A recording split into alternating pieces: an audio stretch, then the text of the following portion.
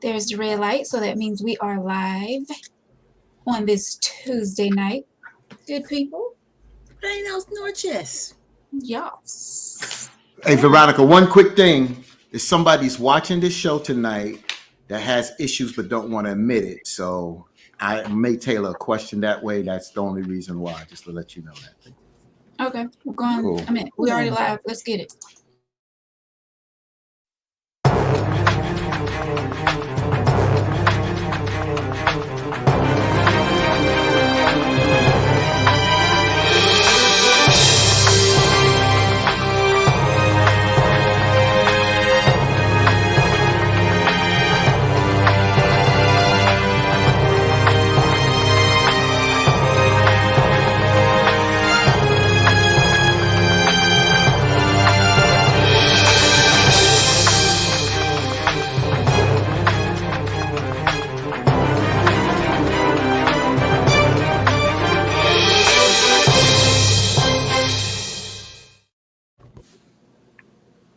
Well, hello, everyone.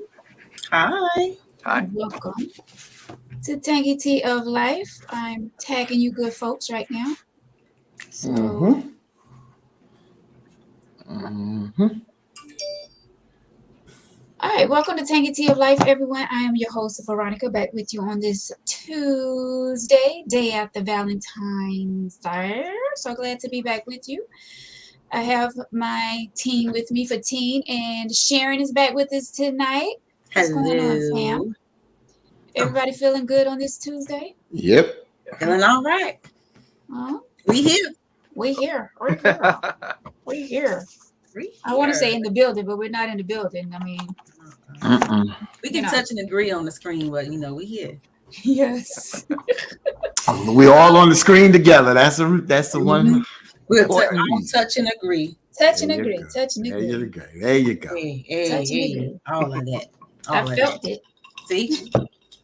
Well, welcome to Tangy Tea of Life, everyone. We are here, and this is where we talk about any and everything. Mainly relationships, of course, everybody know that, but tonight we are switching gears, and we will be discussing a much needed topic, especially with so much going on in the world today. Mental health is the topic this evening, and it's a pleasure to have with us tonight Dontrell Burgess. All right. Dontrell, welcome to Tangy Tea of Life. Thanks for having me. Oh, you're welcome. Please tell everyone a little bit about yourself, sir. Okay, well, the reason why I'm on the show is because I'm a social worker, and I'm going to be talking to you guys a little bit about mental health tonight. But I'm a native of Lake City, South Carolina. Have a couple of degrees all in social work, so that kind of allows me to be in the realm of importance for tonight. I do music as well. I sing, so a lot of people may recognize me from that, but tonight we're talking about mental health. Yes. I mean, if you want to hold a little tune for us tonight, we don't mind. Me and Veronica have been known to, sing a little bit on the show, every now and then. But I don't like the way you kind of looked off to your right, brother. I feel some type of animosity. No animosity. I just want to make sure that I get my glasses out of the sound wave, so I don't want a little hateration. You hear that? Hey, this is the tea. We got to keep a little bit still going here. A little hateration. Dontrell, don't let him fool you. We can hold a note, okay? All right. Keep my little tunes to myself. A little group together or something. Yeah. There you go. Yeah. We with it. They be the group outside when you coming into the place. So don't worry, they hit the tune. Nah, that was my girl though. Gotta be a little hater in the building. Little hateration. There you go. I love that song. That's okay. Every day we got to fight to prove our vocals. I tell you. You know what? I mean, 5 Bar Beats was a classic, It really was. But for years I thought that was a real group. That I just know my age. I know my age. It's all good. Another little hater in the comments. I mean, for real, just out the gate. Hold a notebook. We hold more than a notebook, Michael. There you go, baby. Hold the book, baby. But guys, once again, welcome to Tangy of Life. We talk about any and everything here. For those of you who are new, welcome to our podcast. Please, when you get a second, please, what do you call it? Like, share, Thank you. Yes. comment. Comment. We will be taking comments during the show. So if you would like to leave a comment, please do so. And once again, please follow us right here on Facebook and also on YouTube. We're both live here on Facebook and live on YouTube as well. So this definitely has been a topic that's been thrown my way for quite some time. And just recently had someone to reach out to me and ask if we could talk about mental health because so much is going on in the world today. So of course we try to, please our viewers. Of course, the show doesn't always have to be about relationships and, things like that. Like I said, we talk about any and everything here on the show. So glad to have you join us tonight, Dontrell, for this very important topic. Now we're going to jump right into it. Just a week or so ago, this is what really caught my eye amongst other things that's going on. The former Miss USA died of apparent suicide. Very successful young lady, would have thought that she had a wonderful life, so much going on, just living her best life. You know what I'm saying? But that just go to show that you can't judge someone by what you see, because you never know what someone is dealing with.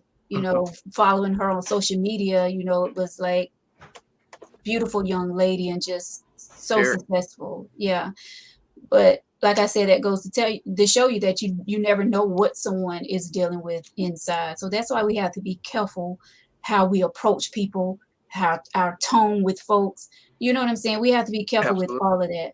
Now, her mother spoke out, I think it was last week, and she said that her daughter was battling with depression, which is very sad. And I think that she was going to counseling and getting help for it.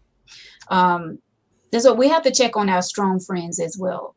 I had posted something like that a few weeks ago, but we definitely need to check up on people. A lot of people are struggling with a lot these days: the death of loved ones, the loss of jobs, and kids are struggling trying to fit in with this thing called life today. So much is going on, and we can blame this, we can blame that, we can blame social media. But what are the signs of someone that may be struggling with mental health that we should be looking for, Dontrell? Well, that's a very loaded question, but there are some signs that you can look for. I like to preface that with saying that I did go to college with that young lady, so I knew her.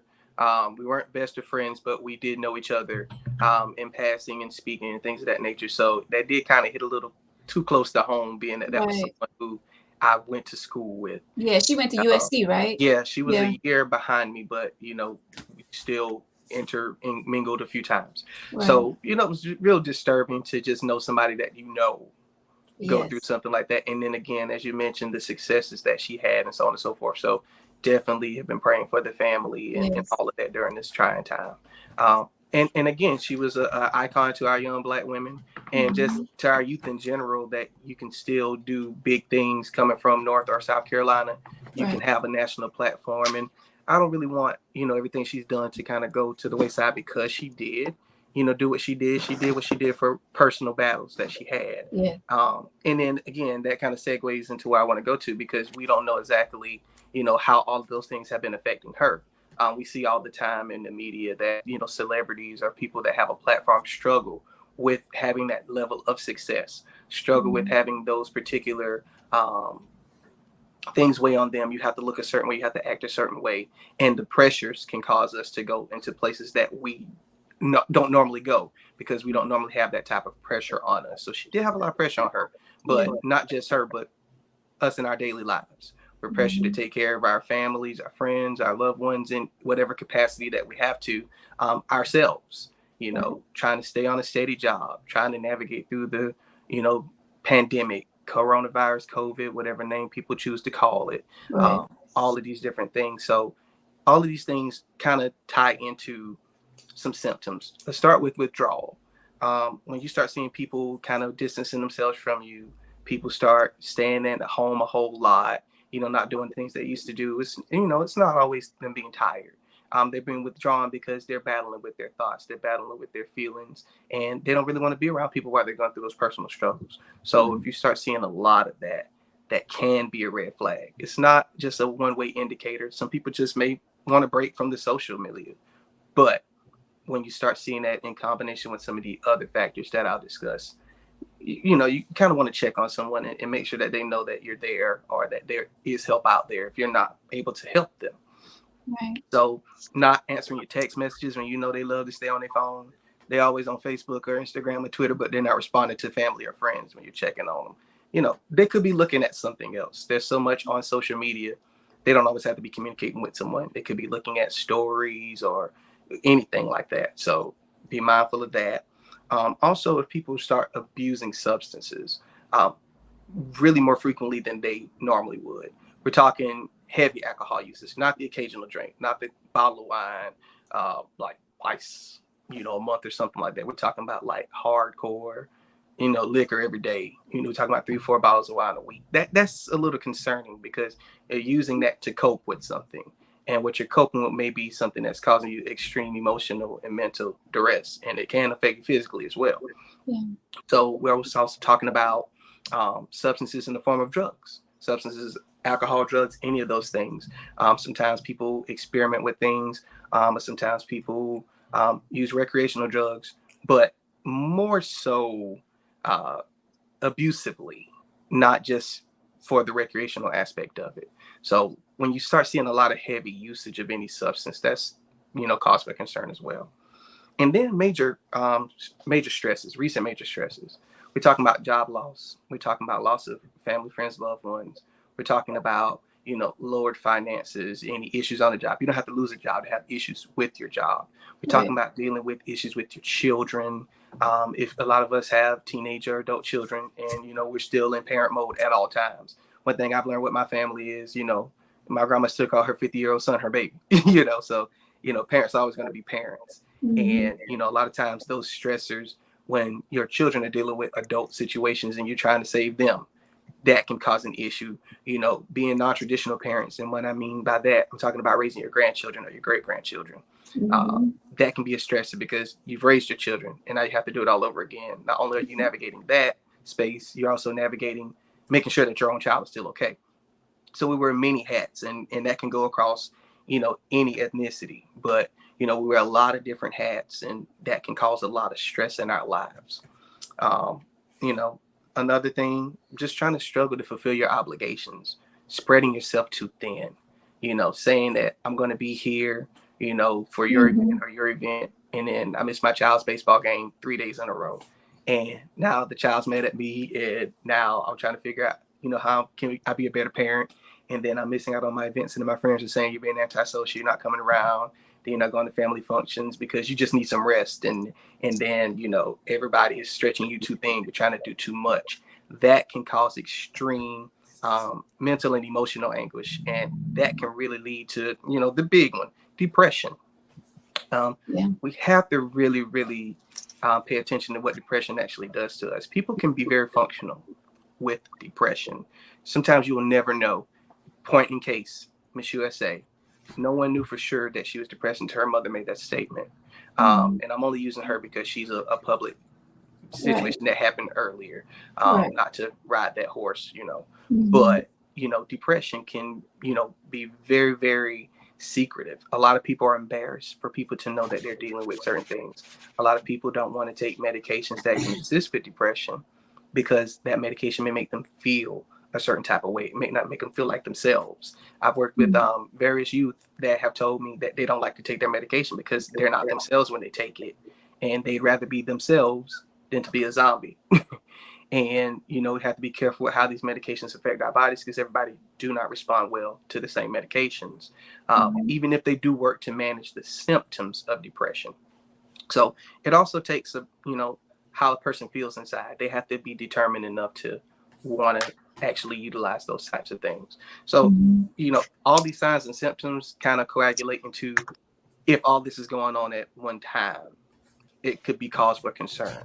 And then honestly and truthfully, the sad, unfortunate truth is some people, you may not see anything at all because they're holding that stuff so far on the inside, we don't find out things until later on. So all we can really do is just really be observant of our family, friends, and loved ones. And also, a lot of us are depressed. I say us collectively. I'm not labeling or pointing a finger at any one person, because some people don't identify themselves as being depressed, and they may be extremely depressed.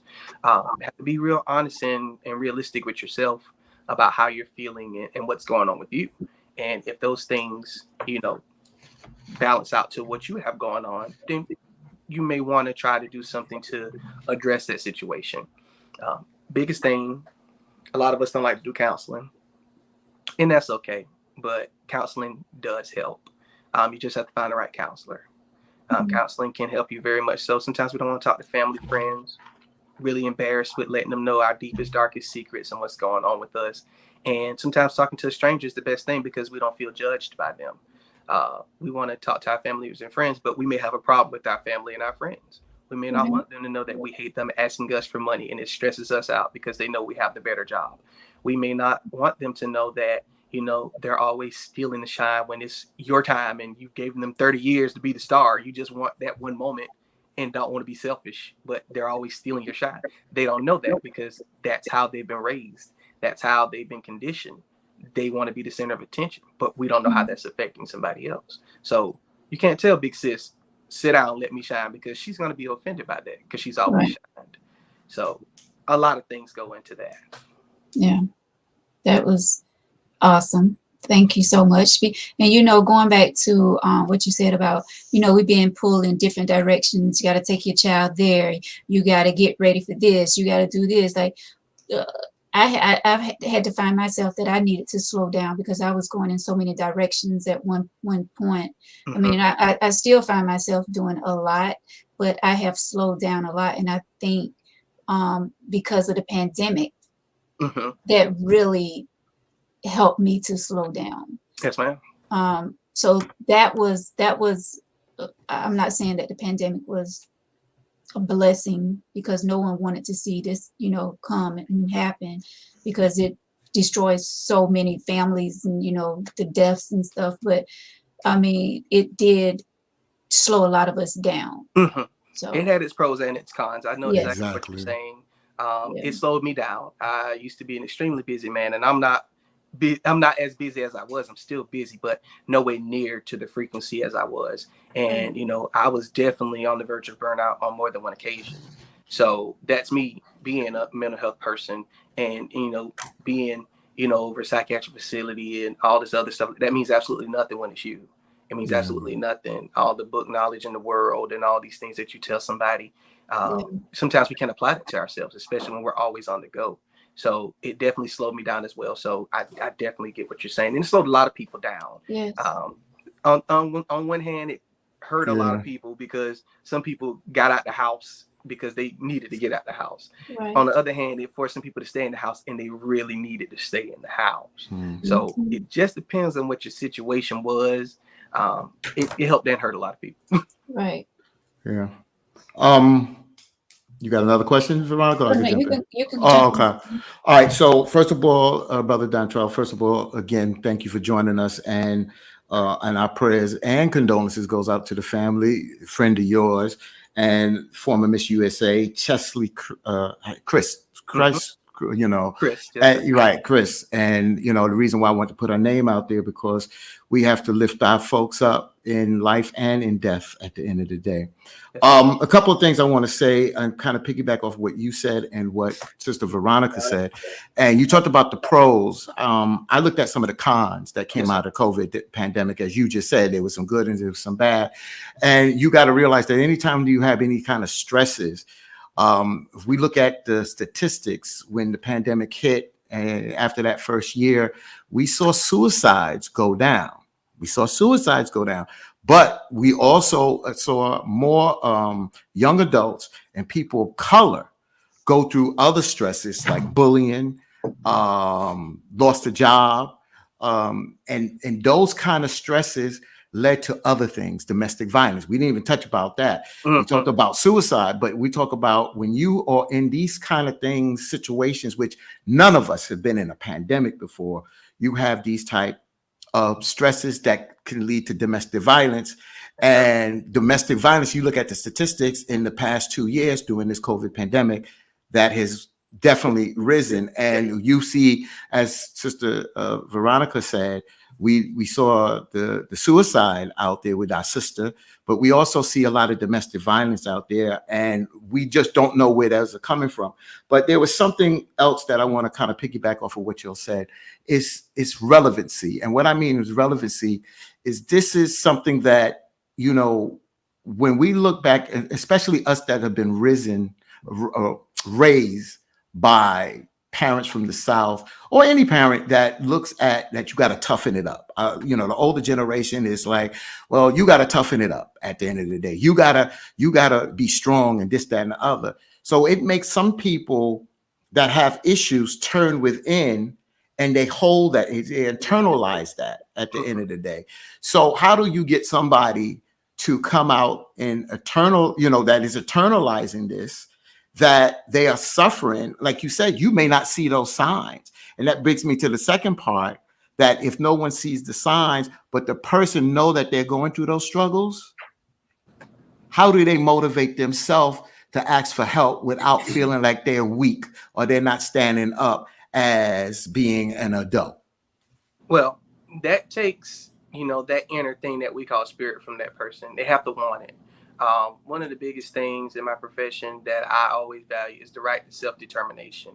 If you want to stay in a situation, you're not going to do anything to change it. Even if you're in a situation and it's powerless, if you want to change it, that's where the change starts. Because when you get the opportunity to do something, 9 times out of 10, you're going to take it because you're so tired of being where you are. A lot of people, I won't say that they don't have the courage to get out of their situations, but they don't know anything else. They are scared of the unknown. And when you're scared of the unknown, how am I going to feed my kids?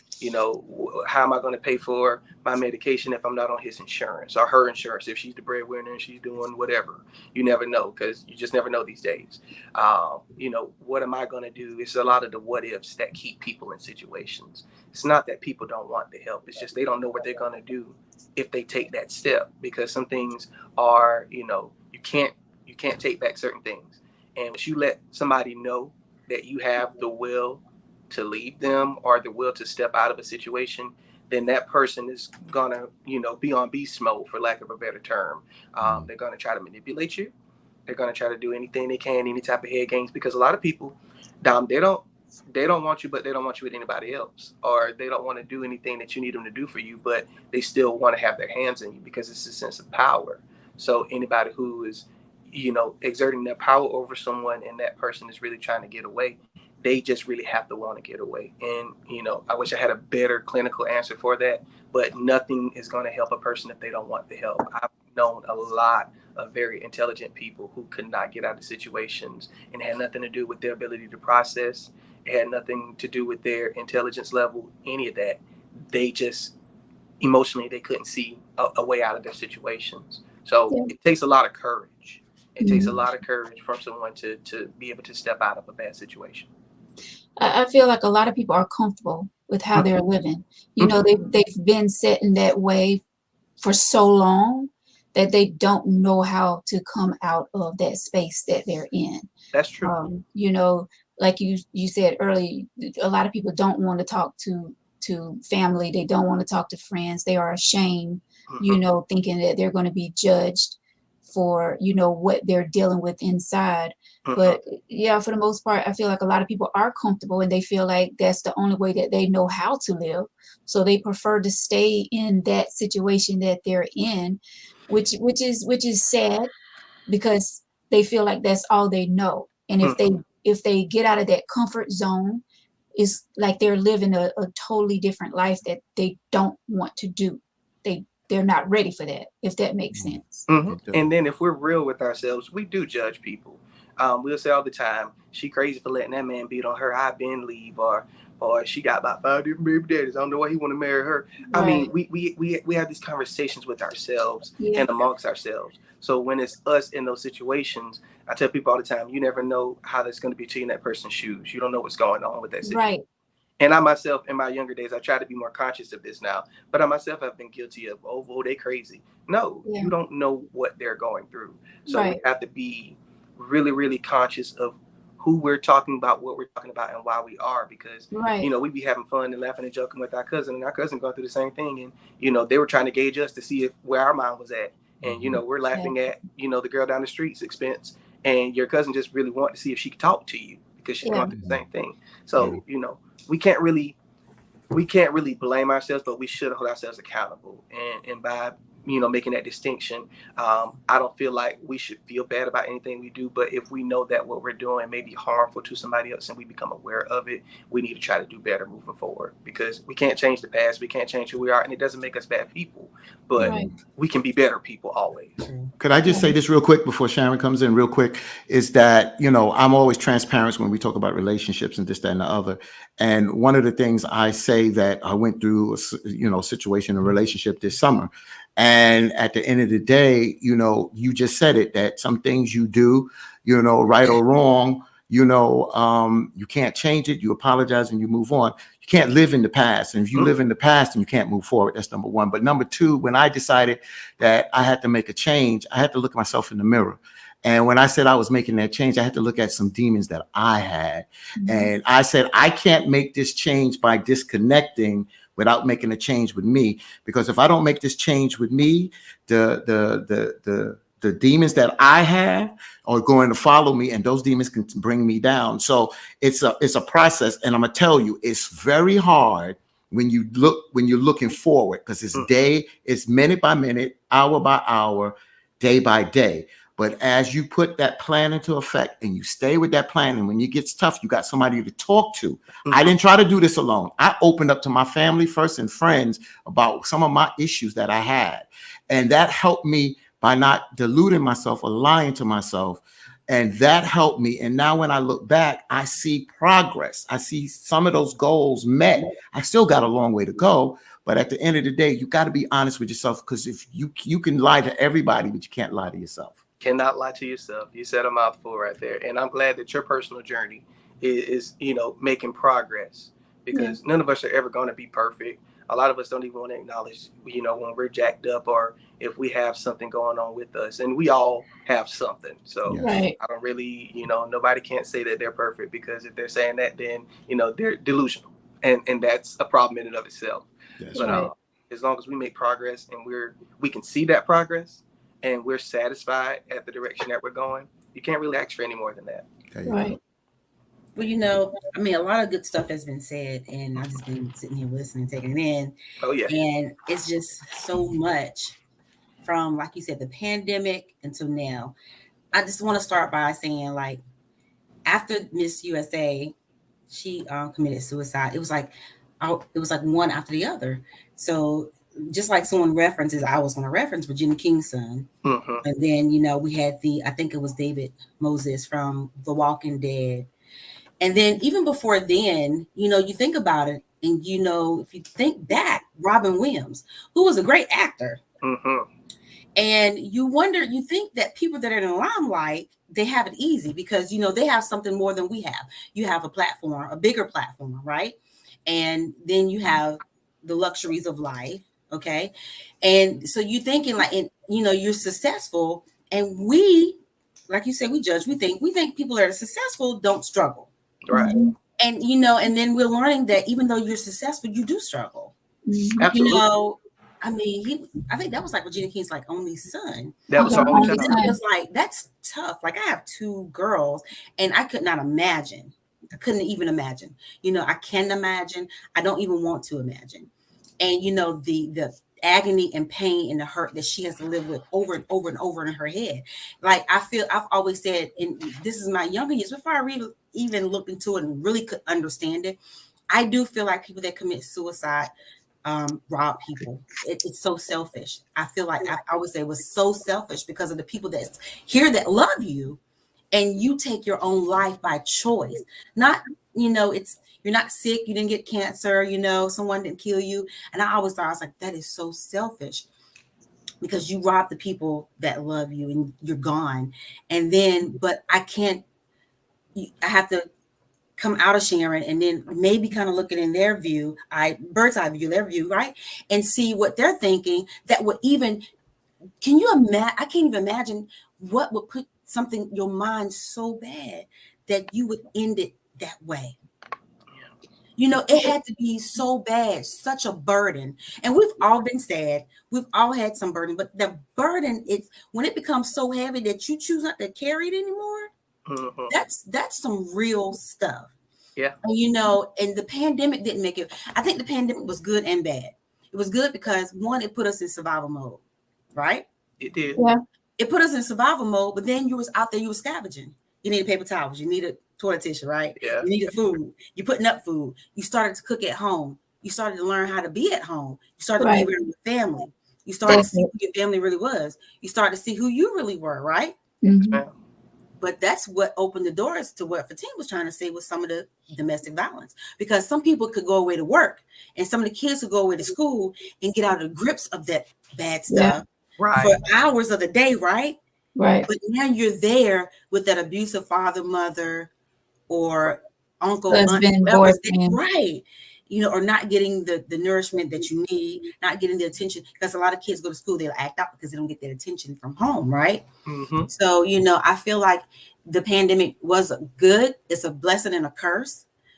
The curse being that, you know, people had to be at home and then you had to be social on social media in order to see it. We had to, you know, small groups. Church had to meet in the parking lot, or, you know, work from home, you know. So, but then it starts to mentally wear down people, and you know, and you think everything's okay, and you don't. And you have to check on your strong friends too, because you know they get weak too. You know, when you're a sounding board, they're the sounding board all the time. You come to them all the time with your bird. You're draining the life out of them. Yeah. People don't understand that. You pick up the phone, the first thing they do, they complain about everything that's going on. Hey, how you don't even ask you what's going on with you. Right. How you doing? Come in. But this is my pet peeve, Dontra. This is my pet peeve when you have a problem. Say you call, and your problem may not be that big, but you want to, hey, Veronica, you know what, today, such. And then when she offload, her problem got to be bigger than mine.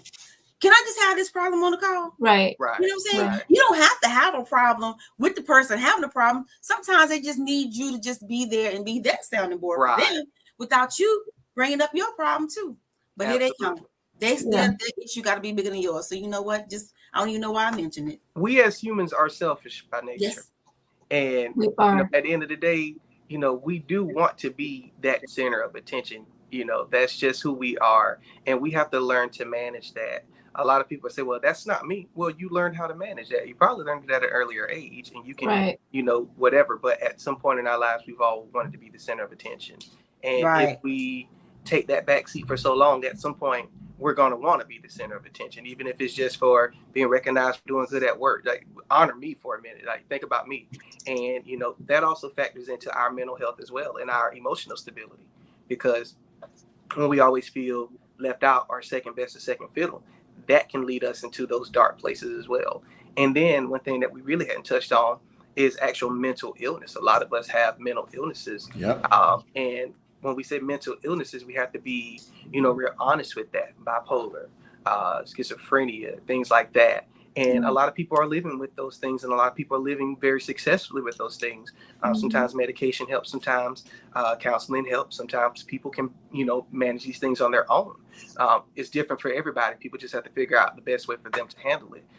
It's also important for our loved ones to know that we have those things going on so that we can navigate those spaces appropriately. If something's going to be a trigger for me, then don't trigger me because you already know that's how it's going to be. But I'm also making you aware that this is a trigger for me. I'm not just going to spaz out on you, you know, because, oh, I'm bipolar. No, you need to understand what's going on with me. We can manage this thing together. I don't need you to walk for me. I just need you to be supportive of me while I make this walk. And that helps a lot of people manage their mental illness because a lot of times it's a chemical imbalance. We can't control our brains. We can't control what's going on up there. But once we become aware of the different things that we need to do to be able to manage those things so that we can live healthy and successful lives, I feel like we should take the initiative to at least try. If it doesn't work out for you, hey, you tried.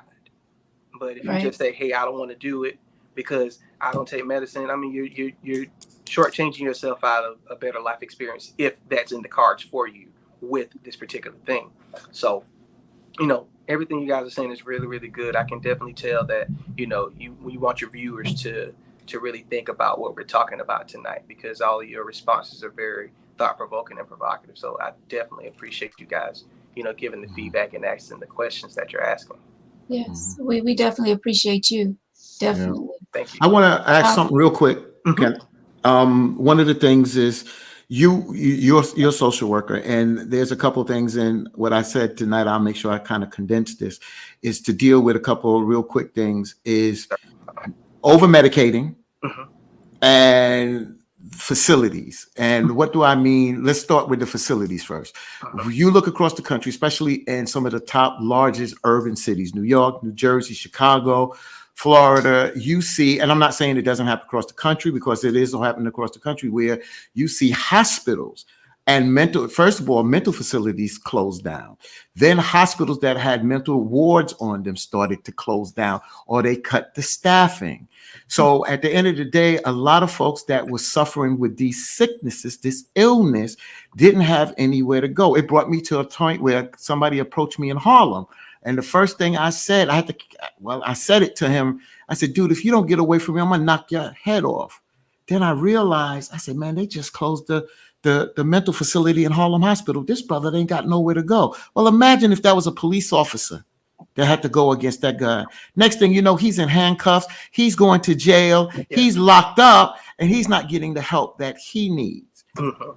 So that's one thing that I want to talk to you about, in a sense of people not having the appropriate places to go, or the insurance to pay for these things. Then the second thing is the over medication, because someone brought it up online, and my mother went through mental illness, and one time she was given medicine, and I believe it was Prozac, and when she walked out to meet us, she was walking like a zombie.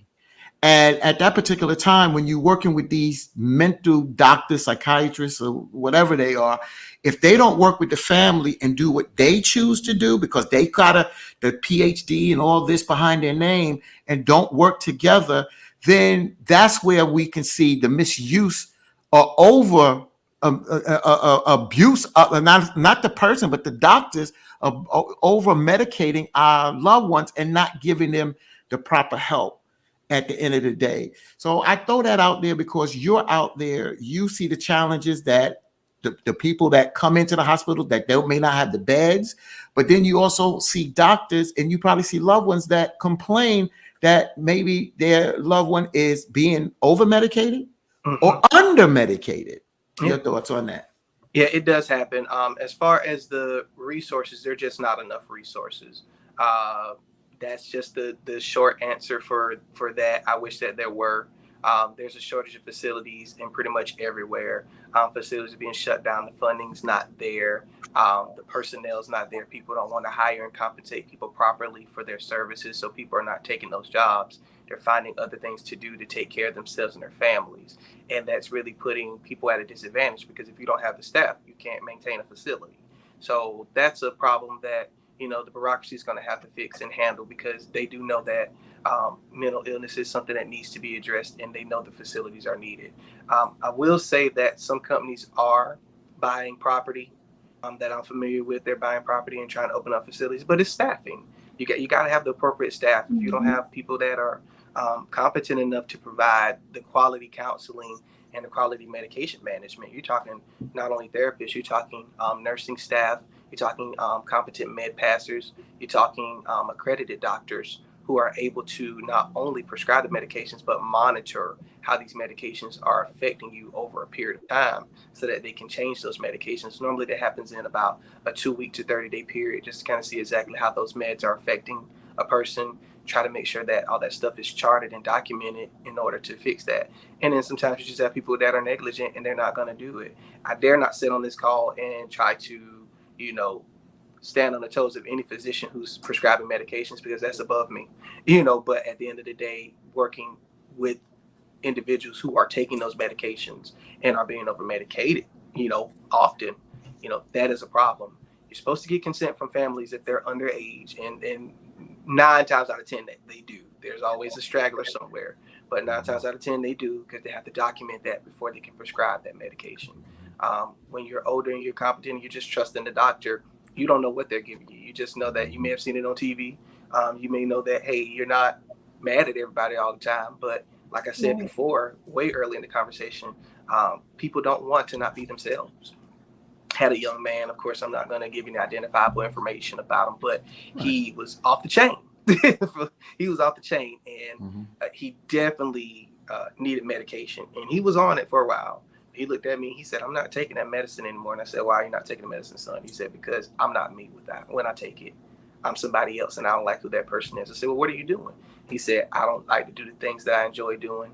I don't talk to the people that I enjoy talking to. I don't be around the people that, make me happy. When I take that medication, it's like I'm a zombie." I said, "What is a zombie to you?" He said, "I just sit there and I just look at the wall and my thoughts are slower." He said, "And I'm aware that all this is going on, but I can't really do anything until the medicine wears off." And it broke my heart for him, because I've never had to take medication. I can read up on all these things, and to a certain extent, I do, know how to reach them on a very intrinsic level. But, without you being in somebody's shoes, it's the same day as me saying, I gave birth. I can't give birth. It's impossible. You know what I'm saying? So I can't tell a woman what she went through giving birth. I can't tell that child how he felt taking that medication, because I don't have his mental illness and I don't have a need for that medication. So the chances of me coming into contact with that medicine is ill to none. And honestly and truthfully, if I took it, it may not have the same effect on me, because I don't have the chemical imbalances he has. So I had to take his word for it, and I saw the difference in his demeanor. So all I could really do was just try to do behavioral things to kind of make sure he understood that if you do this, this is the consequence that's going to happen, versus focusing on the medication aspect, because that just wasn't working for him. And that's millions of people that medication does not work for. They don't want to take it. There are a lot of family and friends all day. They'll go pick it up from the pharmacy, and then they're pouring that thing down the drain. Or they may take one out at a time and get rid of it, because, somebody's probably checking that bottle to make sure they're taking that medication. So when you get to the doctor, that medicine's not working for her. Well, has she been taking it? Yeah, she's been taking it. No, she hadn't been taking it, but you don't know that. Right. So it just depends on, how it affects everyone. And I don't want to get away from the second part of your question, Fatine. Well, you answered about the facilities and the over and under medication of someone. So you answered them both. Okay, just want to make sure I addressed it. Yes, you did. You did, brother. And Dontrell, I want to get to some comments right quick. Sure. Mr. Sammy says, Black men are always being told to man up, but in some cases they don't have the ability to man up.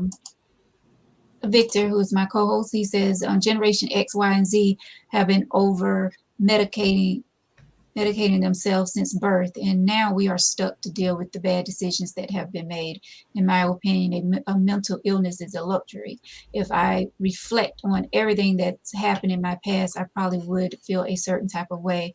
That's why I give my past no energy. I focus on the now. That's why they called it the present. It's a gift. I want you to respond to that. Can you go? I want to touch on Mr. Sammy's. Go ahead. I totally agree with what he's saying, because it's like men are told, to be tough, don't cry, unemotional, right? And it's like there's no medium. Either you're going to be soft or you're going to be hard. You can't show emotion, suck it up, walk it off. I remember playing baseball when I was younger, baseball with the little league, right? I stopped off of baseball, and you get tapped with the ball, or you get hit, they tell you to walk it off. And that's how they treat men, especially in the Black society, to walk it off and brush it off. I think the first time I ever seen my dad cry was when his mother passed. And I had never seen my dad cry. But his mother died, and his brother, the first time was his brother. I'm sorry, got killed. His brother got killed in a car wreck. And I think that was the first sibling he lost. And I was like heartbroken. It broke my heart, because I can't stand to see a man cry. It just breaks my heart, because I'm about to cry with you. But, but that was like breaking, like, he do cry. Because my dad was tough. You know what I'm saying? It was like, he do cry. But Mr. Sammy is right. But we got to create some type of balance there, where, you know, hey, it's okay when you're hurt to say something or feel something instead of sucking it up and holding it on the inside. And that's where I think the mental illness comes from, because after a while it just eats at you. It gotta come out somehow. Yeah. It's either gonna be good or bad, right? Yeah.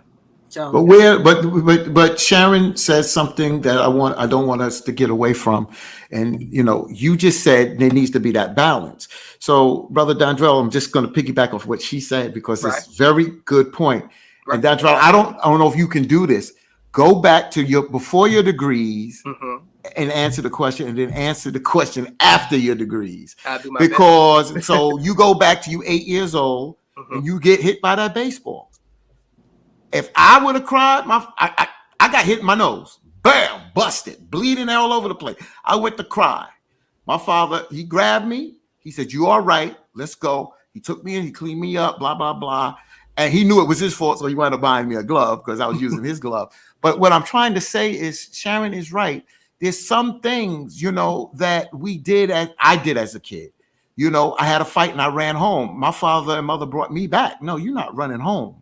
You understand? You're gonna stand up and be that so-called man or male, or that, you know what I'm saying? That's a good point.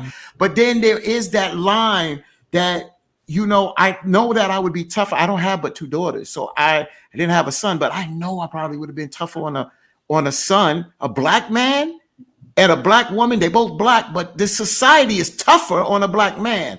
So how do you balance that? Because society is tough on both, but harder on a black man. So when you ask a man to man up, and yet Mr. Sammy said they're not really equipped to man up, how do you draw that line? Well, when we're asking somebody to man up, we're pretty much asking them we're training them for real life outside of that childhood. When you're doing that as a youth, because there's going to be things that are going to hurt you, and there's going to be times that you're going to want to cry, and there's going to be times that you want to give up. But when you become a man, and especially when you get man responsibilities, such as holding down a job or such as taking care of children, you can't afford to do that. So they're trying to prepare us, because ancestrally we've had to be tough. We've had to watch people get taken away from us and have no power to do anything about it. You know, those things have happened. You know, we just have to accept those facts as what they are. They're facts. And, you know, we are a people of long memory, but we're also people of tradition. And so when we're passing those things down, we're really trying to instill into our youth, you know, just being hard and being strong. And a lot of times that does not come across as being nurturing.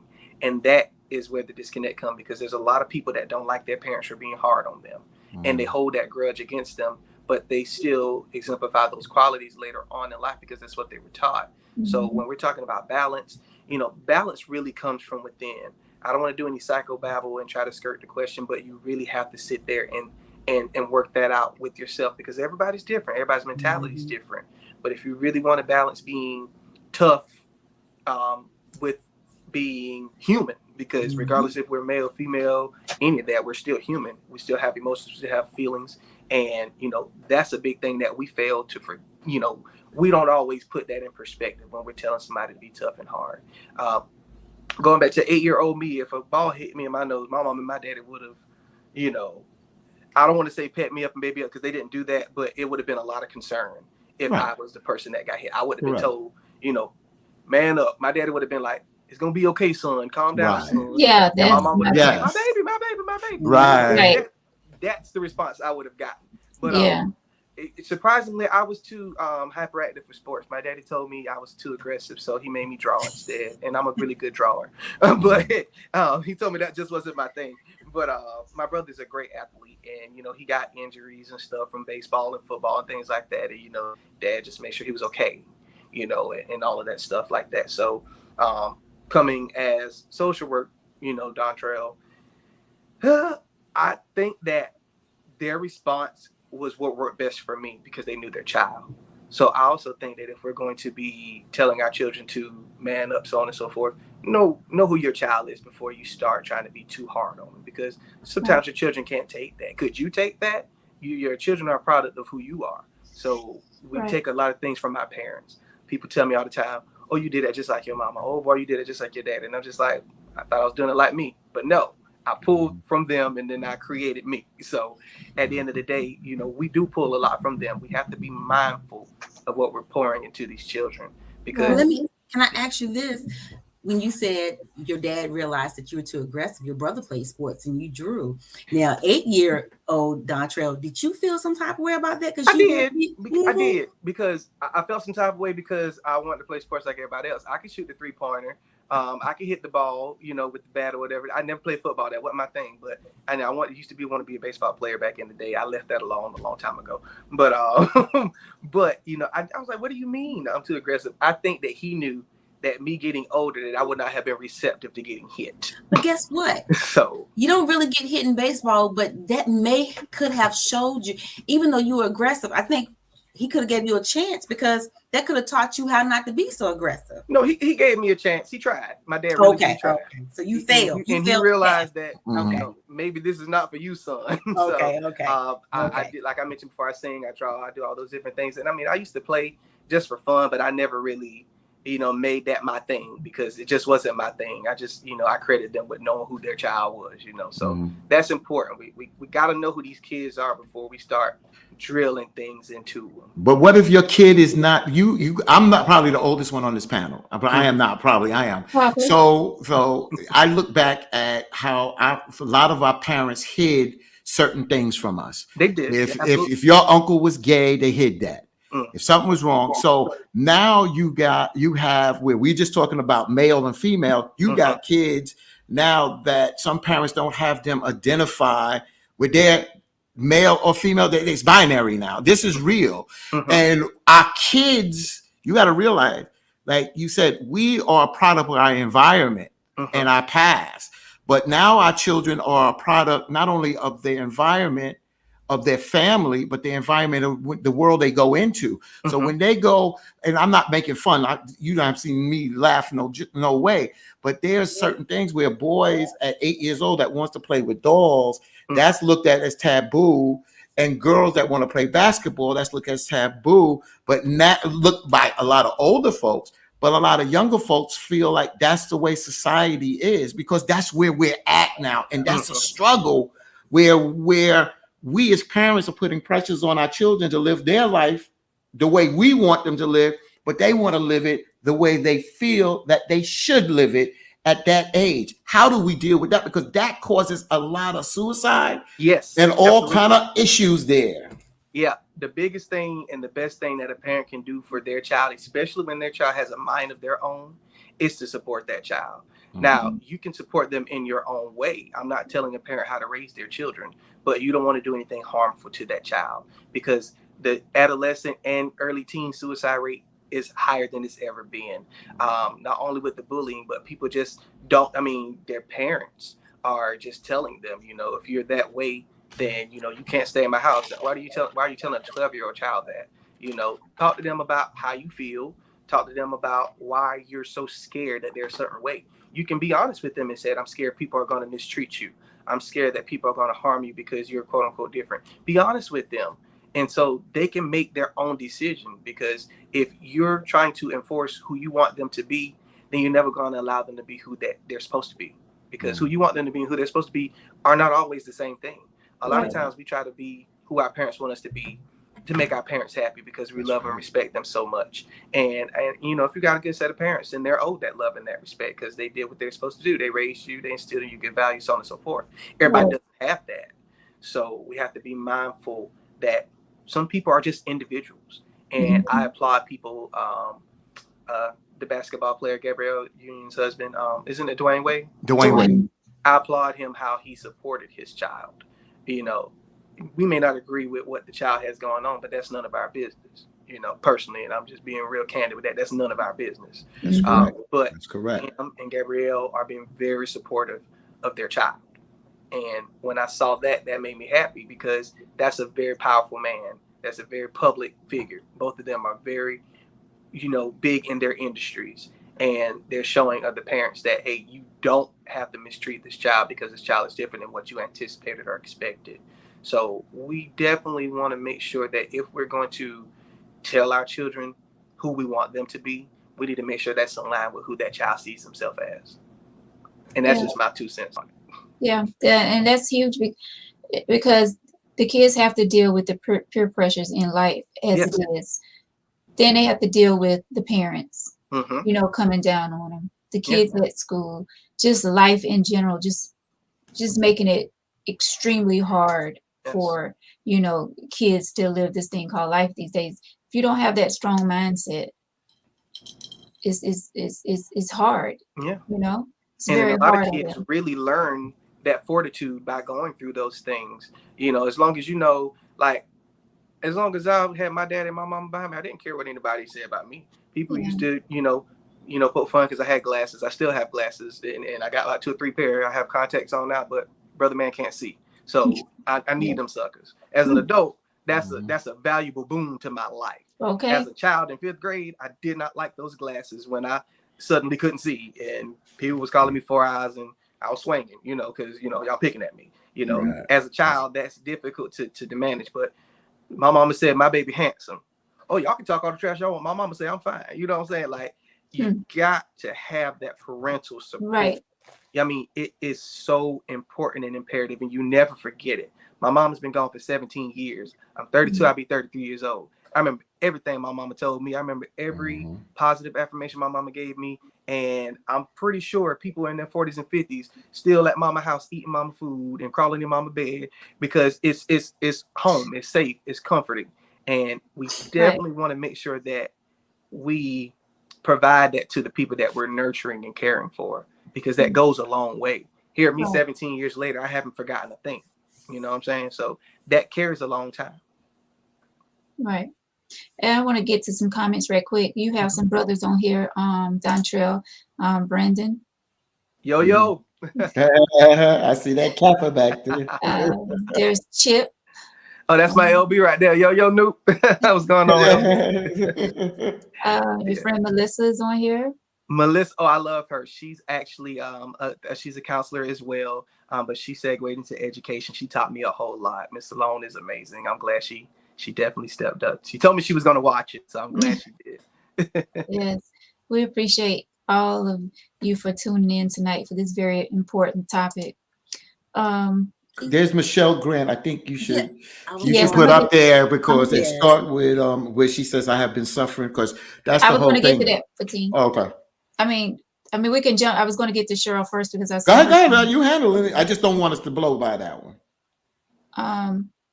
Cheryl, I think she's responding to when you were saying that your father, the first time you saw your father, Cheryl said, it did something to me when I saw my dad cry when my brother died. It's something that I never want to see again.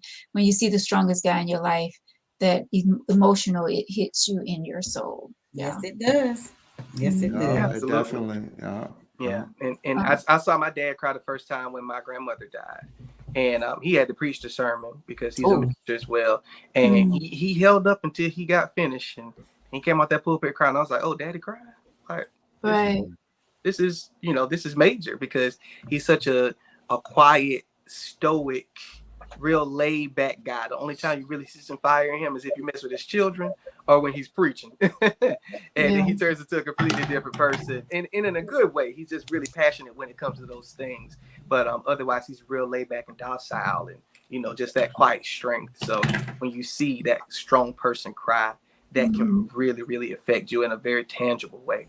Well, I just want to say this real quick. Is what do you think? Again, this is not a question, this is a statement.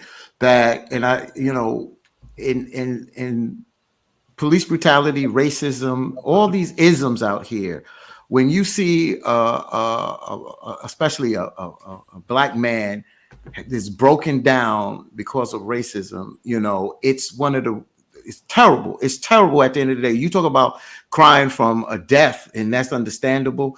But to see, especially a man broken down in front of his family, it belittles him, but it eats at the family. It destroys something in them because he is the patriarch of the family. Yes. He is the Hercules. You understand? And when that happens to them, and people don't realize, they say, "Oh, get over that." It's not about getting over. And that's why I guess I get heated or passionate about it, because I see it too much. That's why I stand up against that, even if it's posed to me, because I'll never forget what I've seen is done to us or have known what is done to us in this society. And I can't allow that. And that creates anxiety. That creates other things in us. Definitely. Because of people are afraid of that, especially if they get stopped by a police officer, because they don't know if they're going to get shot or beat or brutalized because of what they've seen in the past. Mm-hmm. Oh, yeah. And I've actually, I got stopped one time. I have a very heavy foot, but I've been working on that. But I got stopped one time within the past couple of years. And officer came and, you know, all my family has always told me, and me using common sense and what's going on, have your stuff ready when they come to the window. Don't be reaching over there trying to grab nothing. I had the stuff ready. I called my sister on FaceTime. I had her sitting over there, and he comes to the window and he, you know, I said, sir, I didn't realize I was speeding. I said, but here's my information. I don't want any problems. He said, why are you so nervous? I said, sir, you know what's going on. I'm not trying to be a statistic. And his face fell. He was just like, we're all not like that, son. I said, they're not. you may all not be like that. I have officers in my family. I said, but I need to make it home tonight. Exactly. So, and my sister was on FaceTime, and she wouldn't say anything because she's very mouthy and she's very protective. And I was just like, just hush. I just need you on this camera. You know, I want somebody to see that I got stopped. So somebody start telling some lies. You know, I'm not even built like that. I don't even operate like that. So nobody has any reason shooting me for no stop. I'm just not that person. So, you know, and I felt some type of way that those words even had to come out my mouth because I'm a social justice warrior, for lack of a better term. I like to make sure that, you know, everybody has, you know, equal rights, equal opportunities. I don't really care about any other things. I just want people to have a fair chance. That's one of the reasons why I went into social work, because I clearly saw that wasn't happening. And me as a young black man, you know, I was very fortunate in a lot of aspects. You know, my academics helped me out a lot in a lot of different things. I didn't have to go through a lot of things that some of my peers and counterparts did because I was able to, you know, overlook some of those things, but I was still in the environment. So I did saw it, and I did have my own personal experiences later on in life. So, you know, I'm not removed from the experience of being discriminated against, but it really made me feel some type of way that those words were coming out my mouth in the late 2010s. You know, it's like, we're past this. Like, why am I nervous because the police stopped me? Like, when I got tickets in my, you know, early 20s, you know, I just got stopped. I didn't worry about shooting me, but about them late 20s. And it's hard to reconcile with that because it also affects your mental health as well, because these are the people that's supposed to protect us. And a lot of them do. I would never bash the police. I have really good friends that are on the force. I have family that are on the force. I don't want anybody attacking them on the job. But I know those people do their job. I can't speak for everybody. Just like every doctor doesn't do their job, every social worker doesn't do their job. Unfortunately, we've seen every cop doesn't do their job. And that makes it hard for the ones that do, because you just don't know who you can trust, and you don't know if that's going to be your time when you get stopped. Right. Thank you, brother. Yes, sir. So let's get to Michelle's comment. I have been suffering from anxiety and depression since age 12 when my mom died. I was medicated, hospitalized, and counseled. It seems to me I can't deal with losing loved ones. I feel myself getting more depressed now since I lost my brother a few months ago. I pray a lot because I don't want to start medication. And I talk to a counselor weekly, but it's still hard. She also was making a comment. She said she feel like she's losing herself. She have to pretend a lot. So would you like to touch on that? That's a very powerful statement. Like, you know, when it comes to losing loved ones, you know, we all handle that differently. A lot of times we just don't know how to. We depend on our family a lot if we have, you know, really tight-knit families, and we expect them to be certain pillars in our lives. And when those pillars are removed, we're at a loss. It's a good thing, Ms. Michelle, that you're actually doing counseling weekly. I would encourage you to stay with that. I would also encourage you, they say do the work. I'm sure your counselor has used that term with you. If not, then they definitely will be. At some point, when they say do the work, they want you to be very introspective of what's really going on with yourself. Because if you don't bring anything to the table for them to try to help you work with, a lot of times they're not going to be able to get to all the root of the problem. Because if they don't know what's going on with you outside of the surface stuff, anybody can tell you, you know, you have anxiety or you're depressed or X, Y, and Z, or you lost a loved one. But they really need to know what's going on with you mentally and emotionally when you're processing, the loss of that loved one or your lack of process, what's going on with you. So please be honest with that counselor. As far as medication is a personal choice. I don't advocate for it here or there. I just say if it works for you, it works for you. If you don't want to be medicated, then I'm not one to push a medication. I will say this: if you speak with your counselor and talk with your mental health provider, if they suggest a medication, if it's not something that's going to harm you, I would encourage a trial period just to see if it works for you. If it doesn't work for you, then you know that it's not for you. But it doesn't hurt to try if it's going to help you with a lot of that depression and anxiety, because some medication does help with anxiety. I went through a period where I had a lot of anxiety due to some work-related issues, and it was just a really toxic environment that I was in, and I just couldn't get it together. And I was prescribed some medication, and I can tell you right now, I don't care for medication. I had one pill, and it was not for me. And if I don't ever have to take any medication again for anything, I'm not going to do it. And that's as a mental health person. It just didn't work for me. But I'm not going to tell somebody that it's not going to work for them, because I know we're all different. So, you definitely at least want to try. I was willing to try because I needed to get Dontrell under control. I would be fine all day. And then I come home and I just think about everything. It's like, oh my God, what is going on? I just can't keep doing this. And I tried it. Wasn't for me. And then I just started figuring out different ways to deal with it. I started doing more of the things that I love to do. I started giving myself more me time. So cliche, but it's so needed, so necessary. Yes. You got to give yourself that me time. It can't be about everybody but you all the time. If you need your evening to yourself, put that phone on Do Not Disturb and tell them, unless somebody's dead, don't call me. Yes. This is my time. You had me all day. I need 3 days out the week in the evenings just to get myself back, to keep myself cool. People know not to bother me after 7 o'clock on Wednesdays. That's my time. They know that. Like anybody who knows me personally, don't bother me on Wednesdays. And that's just something that I do for me. So, Michelle, you may want to be able to, utilize a combination of those things. And I'm definitely praying for, your well-being, your mental, emotional well-being.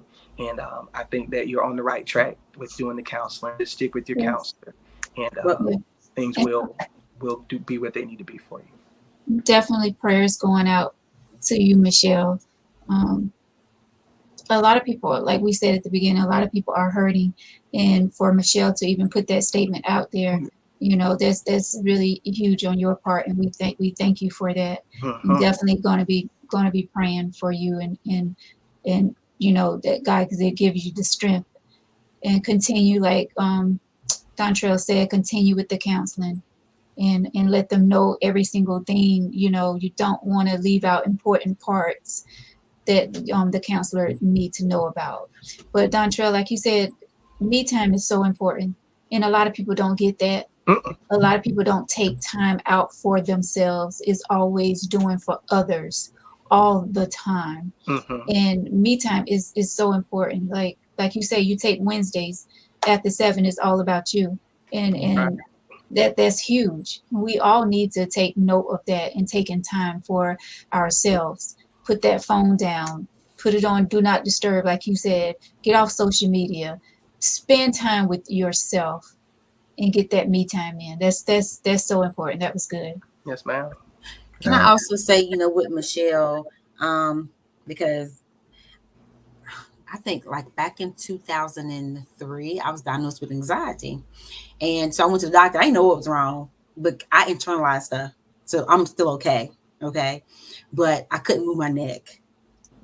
And so I went to the doctor because, I thought I had a crook in my neck. But I remember that year so well where the company I was working with closed down. So I went on unemployment.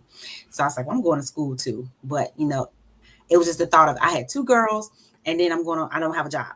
And I'm used to always working, right? Woke up one morning, had a crook in my neck, held it for a week, went to the doctor, and I was like, I don't know what's wrong. I'm thinking something wrong because I can't move my neck. He's like, anxiety. He said, you under stress? He said, something happened major in your life? I was like, yeah, my job's closing down. And he was like, okay. Yeah, anxiety. So he prescribed me medicine. He said, and I was like, well, I've never taken medicine. Tylenol. I said, well, I don't do medicine. And he was like, well, you know what? You either do the medicine or 30 minutes of vigorous exercise a day. That's when I started working out. That's how long I've been continually working out in some type of gym doing 30 minutes. Because when I didn't exercise, I could feel the anxiety flare up. Yeah. Without even Exercise stressing. does help. That helps tremendously, and that's what I be telling people. You come to the gym, that's a stress reliever in itself. Yes. Yeah. So how I want to tell Michelle is that, you know, group exercise is great. Veronica has one. I don't know if you're in the area or whatever, but sometimes getting out around other people to get your mind off of things like that, because now you're sweating, you're getting your heart flow up, and you're relieving some of that anxiety and depression that you have. It works wonders to be in a group of people that is encouraging. You don't have to be the most tip-toppest in shape person to work out. Don't let that intimidate you. You go and you do the best you can, just like with life, right? Right. So, you know, but I don't do medicine, but I did self. And he get one thing I like about the doctor, he gave me 2 options. Most doctors don't. I prayed about it. I was like, you know what? I don't want to take medicine because of side effects, right? So I did, and I continue to do it. I may not be a size 2 or whatever, but I do what I do. Listen, and you know, as holding long it down. as it's helping you. That's 40 all that to the matters. 6 years old, you know, holding it all the way down. Right. You know, so you got to do what's best for you, and sometimes doing something different is always it could help.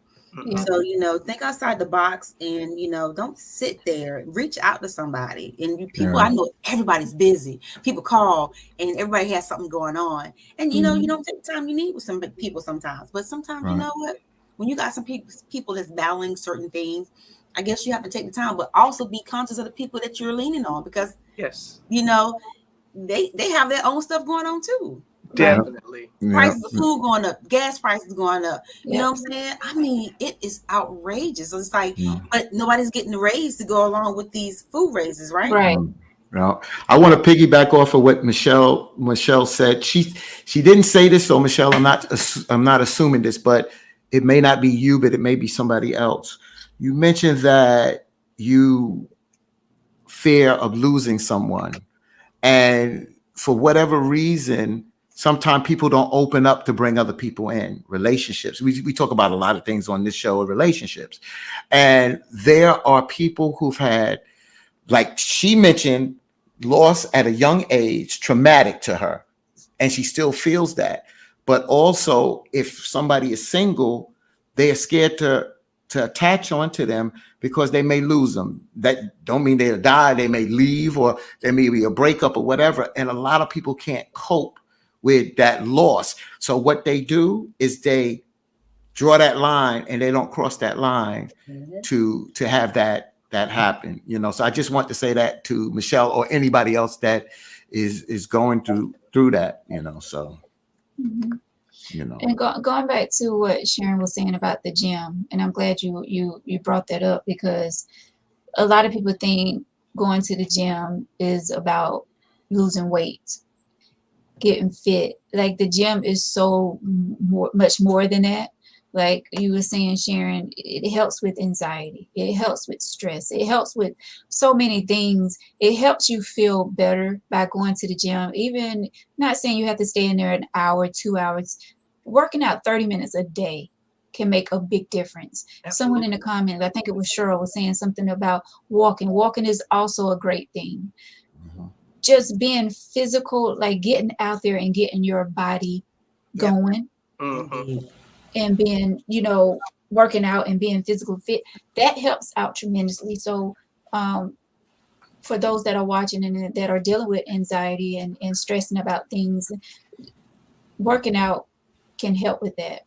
I was speaking to someone the other week, and they were saying how since they've been coming to the gym and working out, they're not on any medication anymore, like, because they're being mindful of what they're putting in their body. They're watching what they're eating. They're working out and doing that, going to the gym and things like that. So that helps out tremendously. Thank you, Karen, for bringing that up. And everything. My friend, she's diabetic, and she was able to make some great strides in her health by working out a whole lot more and being active in the gym. And I didn't even know that, you know, it would help in that particular way. It does. It helps with a lot of different things. Yes. Therapy is therapeutic. And a lot of people, some say I'm not into therapy, but this is therapeutic. When you do certain things, even if you after work, you go out with the boys. That can be therapy, Yeah. you know. So people don't, you know, they want to get into this whole box that therapy is you sitting in front or laying on a couch talking to a shrink, and that's therapy, or somebody's prescribing medicine. No, therapy is something that makes you better. And a lot of times it starts with turning within, looking at yourself and what you need. Veronica and Sharon, they do that, and I commend them.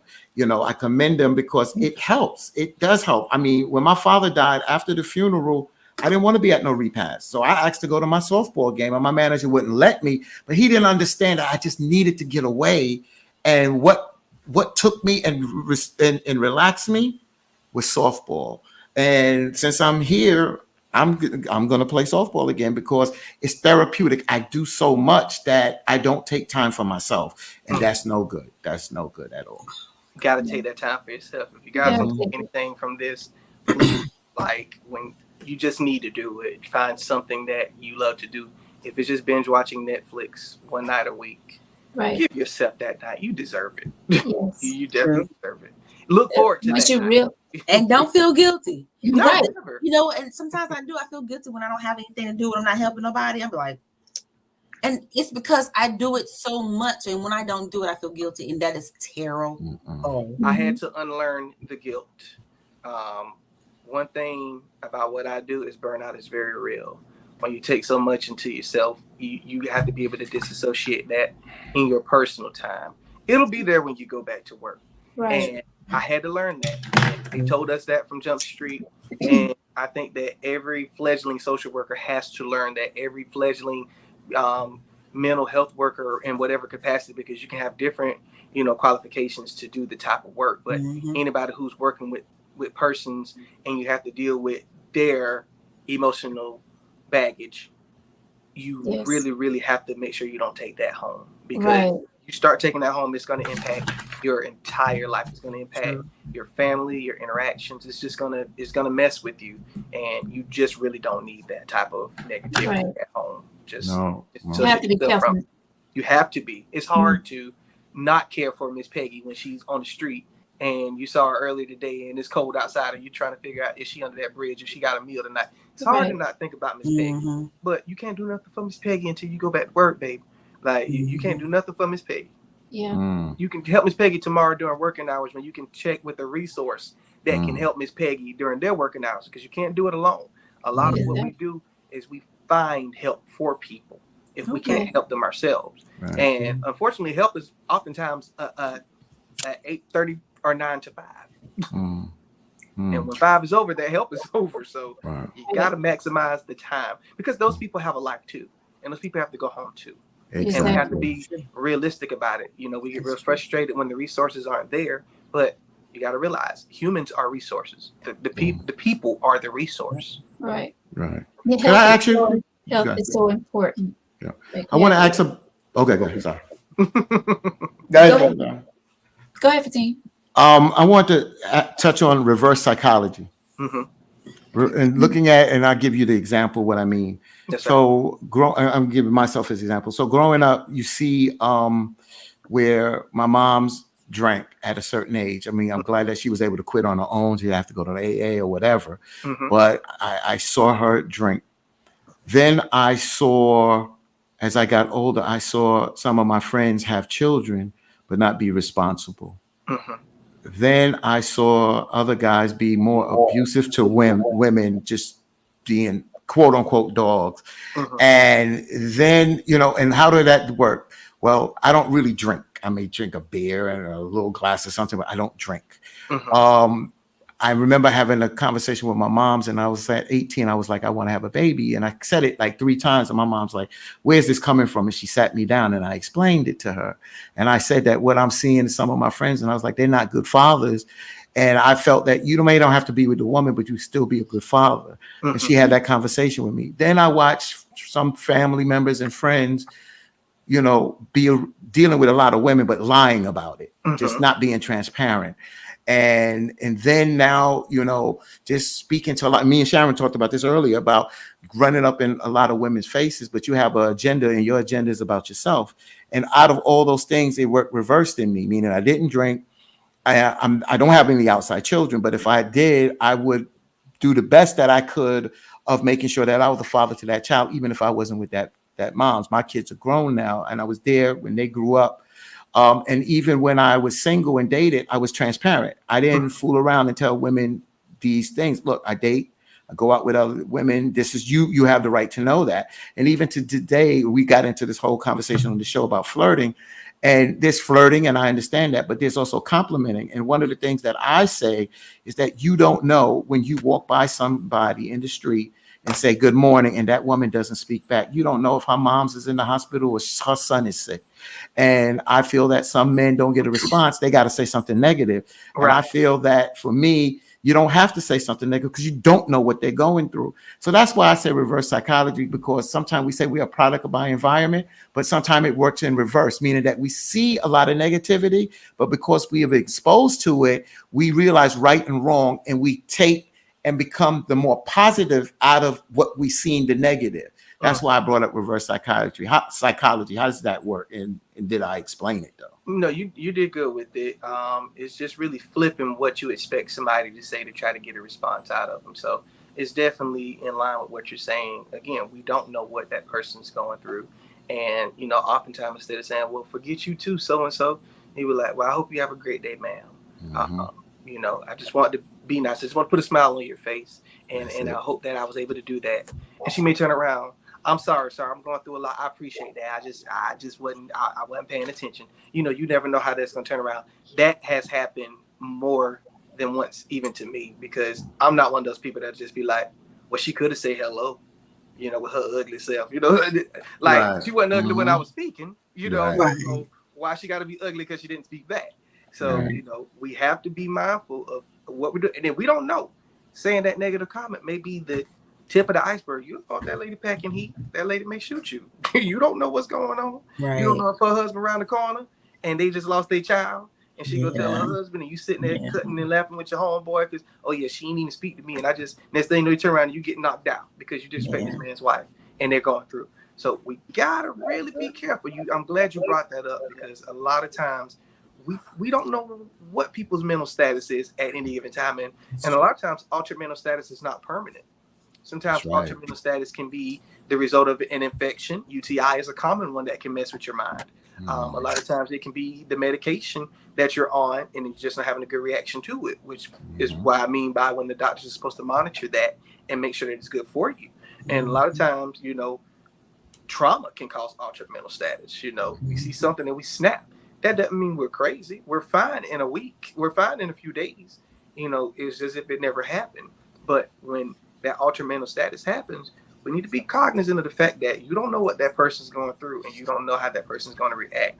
And that person can be us at any time. That's true. Veronica, I want to, if you could go back to Melissa Salone at 913.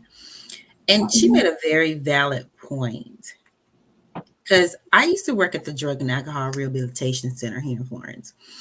And a lot of the mental health was connected to the drug addictions that they had because of something in the past. A lot of it, and you wouldn't think, and it's crazy, and not crazy like hot, crazy or Looney Tune, but I would say, instead of saying crazy, unexpected, the reasons why people are drug addicts. Like, I really saw into like a lot of the women's like, how could you be a drug addict and you lose your kids and lose your parents and you're this way. And then when they start telling you their story, it's like, wow. From it's your own father passing you around to his friend as a child, not a teenager, a child. And then a lot of people in this, I think, who is it? Jillian and someone else. Y'all are not, it's a lot of people that cannot deal with death. And they turn to drugs to forget it. So when they're high or they're drinking, they forget about it. But in reality, once you're down, it's back there. The death, the reality is still in front of you. But, some people just get too far gone. Yes. And it's just, it's sad. It really is. Yeah. And so, It becomes a physical abuse first, and then it becomes, I mean, when I use the word mental abuse, a mind thing, as you just said, Sharon, it's a mind thing to deal with this trauma here. But then it becomes a physical dependency, which I talked about with the using Percocet in the past and using it for pain, playing softball. Not realizing that I'm saying in my mind, I'm not addicted to this because I'm not taking it unprescribed or not taking it from the perspective of every whatever, but then my body gets addicted. And if you have not gone through that, then you can't empathize with somebody that is going through that, because when your body calls for it, you don't understand what your body is calling for. It's not just to say, I'm not going to do that and put it down.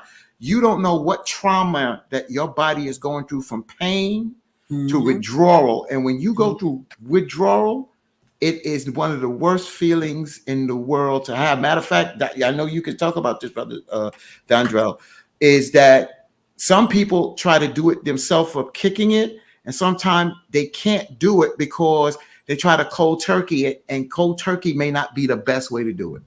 No, cold turkey is actually one of the worst ways to do it. If you become addicted to any type of substance, please seek help. There are various ways to be able to wean yourself off of these substances, and professional help is the best way to do it. There's a choice. Again, it's a choice. Self-determination is a big thing, but you got to want to work on it. Unfortunately, we lose a lot before we get to the point where we feel like it's an issue that needs to be addressed. I've had people tell me she knew it was the time for her to go get help when she spent her rent money, and then she had to figure out what her babies was going to do. She was high and still realized she made a mistake. People telling you, they can't go in the pulpit because they're jonesing for something. It's really hard. And I'm using those examples because it's all walks. That's a mother, that's a minister, different people. You never know who is addicted to something. And Miss Melissa made a real good comment. Dormant mental health issues, when you can't self-medicate. A lot of times we don't know that there's a thing because we've always managed it. You don't know that you are jittery if you have 2 beers every day and it mellows you out. When you're not working and you have your beers at night, and then you stop drinking a beer and you all over the place and everybody's trying to figure out what's wrong with you or what you're doing. You didn't know that because you've always had that beer. But now if you don't have that beer, you're realizing that I need that beer. A lot of people don't realize that with regards to, because I've done addiction counseling as well. I don't do everything, y'all. But when it comes that's to good. That's really good. It makes me versatile when it comes to everything I threw at you. You knew, brother. You knew everything I threw at you. It prepared me for tonight. That's what it That's did. real. Hey, but, you were probably already prepared. Listen, I'm just glad I'm able to answer the questions. But a lot of people don't realize when it comes to addiction, that could be sex, that could be chocolate. That's that correct. Could be, just binging on food in general, because a lot of people find a lot of solace in food. That can be smoking cigarettes. That could be smoking some of the harder things. That could be injection drugs. That could be alcohol that we mentioned. Ice cream. And Ms. Jillian, ice cream as well, sweetheart. Ice cream can be very addictive because that dopamine and those endorphins and all that sugar. Baby, stay away from ice cream. I need you. I ain't gonna say stay away from ice cream. Just don't eat it like that. Lower the dosage. How about that? Lower the dosage. But what it does, guys, is it messes with your brain chemistry, so you can't control your craving. It literally alters you physically, and so it takes time for your body to adjust to not having it. That's why people go into withdrawal. That's why people have seizures. That's why people have fits. Your brain is telling your body, I need this, because there's a receptor on your brain that formulated just for what you are addicted to. That's right. And if you aren't fulfilling that need, your body is going to let you know, hey, I need it. You gave it to me. You gave it to me in excess. Now I need it to function. And you're telling your body, no, well, we're not going to do that. Well, your body said, well, I'm going to show you exactly what I mean by when I say I need it. You want me to stop this? Then you're going to give me what I need. And you have to be in really specific environments, not only physically, but mentally, in order to handle that, because we can easily backslide because we want to resolve what's going on with us. We can easily go get that piece of chocolate. We can easily go and cut that corner and get that sneaky link, like, the younger folk are calling it now, when you really need to be practicing celibacy because you're a sex addict. It can become a lot of different things, but it really showcases physically because you've been physically altered by your addiction. I'm glad that you said that because we talk about this on this show a lot, relationships, and I'm glad that you brought this in as being a social worker, because a lot of people don't talk about it. And the first person I heard talk about this was Darryl Strawberry of the New York Mets on 60 Minutes, when he talked about he was abusing cocaine, he was a sex addict. I rewind that. I said, damn, this brother admitted he was addicted to sex. Yeah. And a lot of people, when it comes to relationships, and I'm not using this as an excuse, but when I'm saying for us to have real conversations, there are people addicted to sex, male and female. Absolutely. It's not just a male thing, but male and female can be addicted to sex. Yeah. Being a man, and we men catch more hell because of quote unquote the things we do. I don't have a problem dealing with that, but people think you could just have this conversation and addiction stops when you're in a relationship. Oh, I'm married to this one, but I'm addicted to sex. And if I'm not getting that at home, you're going to go outside and get that. And that can be addiction. And people say, you can control that. See, that's what I'm saying. People want to block off things. When you come in the door, the world doesn't stop. The world doesn't stop spinning. Your house is a microcosm of the whole world. So don't start sitting there thinking, oh, well, because I said I do and I live my life, I supposed to live my life this way. We have addictions, we have issues that if we don't talk about and deal with, then we are always going to have them if we don't get help. Well, I encourage people to, pay attention to what you do every day. And when you bring somebody new into your life, pay attention to what you do when you're not around them. And when you decide that you're going to take it to that next step, such as marriage and having children and so on and so forth, you need to have a real conversation with each other, because a lot of times we can't manage money, and then we get into a marriage, a relationship, a long-term relationship, and most of the times divorces are over finances. Because we can't keep enough money. We're not bringing in enough money. You spending my money on gambling. You spend my money on shopping and Amazon. The devil. I love it. Amazon is very much the devil. I just ordered a Bible from Amazon, bro. I got some stuff in my cart right now. So just pray for me. I think everybody do. But making light of a very serious situation. Some people are addicted to shopping, and that can destroy your family, especially when you're sharing finances. And then a lot of people are very secretive and they hide what they're doing. So you gotta want to have a real conversation. The biggest thing is being honest with somebody that you're trying to spend forever with their issues. They can possibly help you in ways that you didn't even know. And they need to kind of know if you're having a big issue, because that person's gonna be stuck with you. It's not always about us being stuck with somebody else. Sometimes we're the problem. And if we're the problem, there's always a solution. There's always a solution. It may not be the solution that's on the surface, but sometimes we need to talk to our counterpart, because they may be privy to something that we're not. They may have had a similar struggle, or know somebody who's had that struggle. We just don't know. We're not utilizing all of our resources. And if it's something that you're embarrassed about, go get the proper help so that it won't become an issue in your relationship.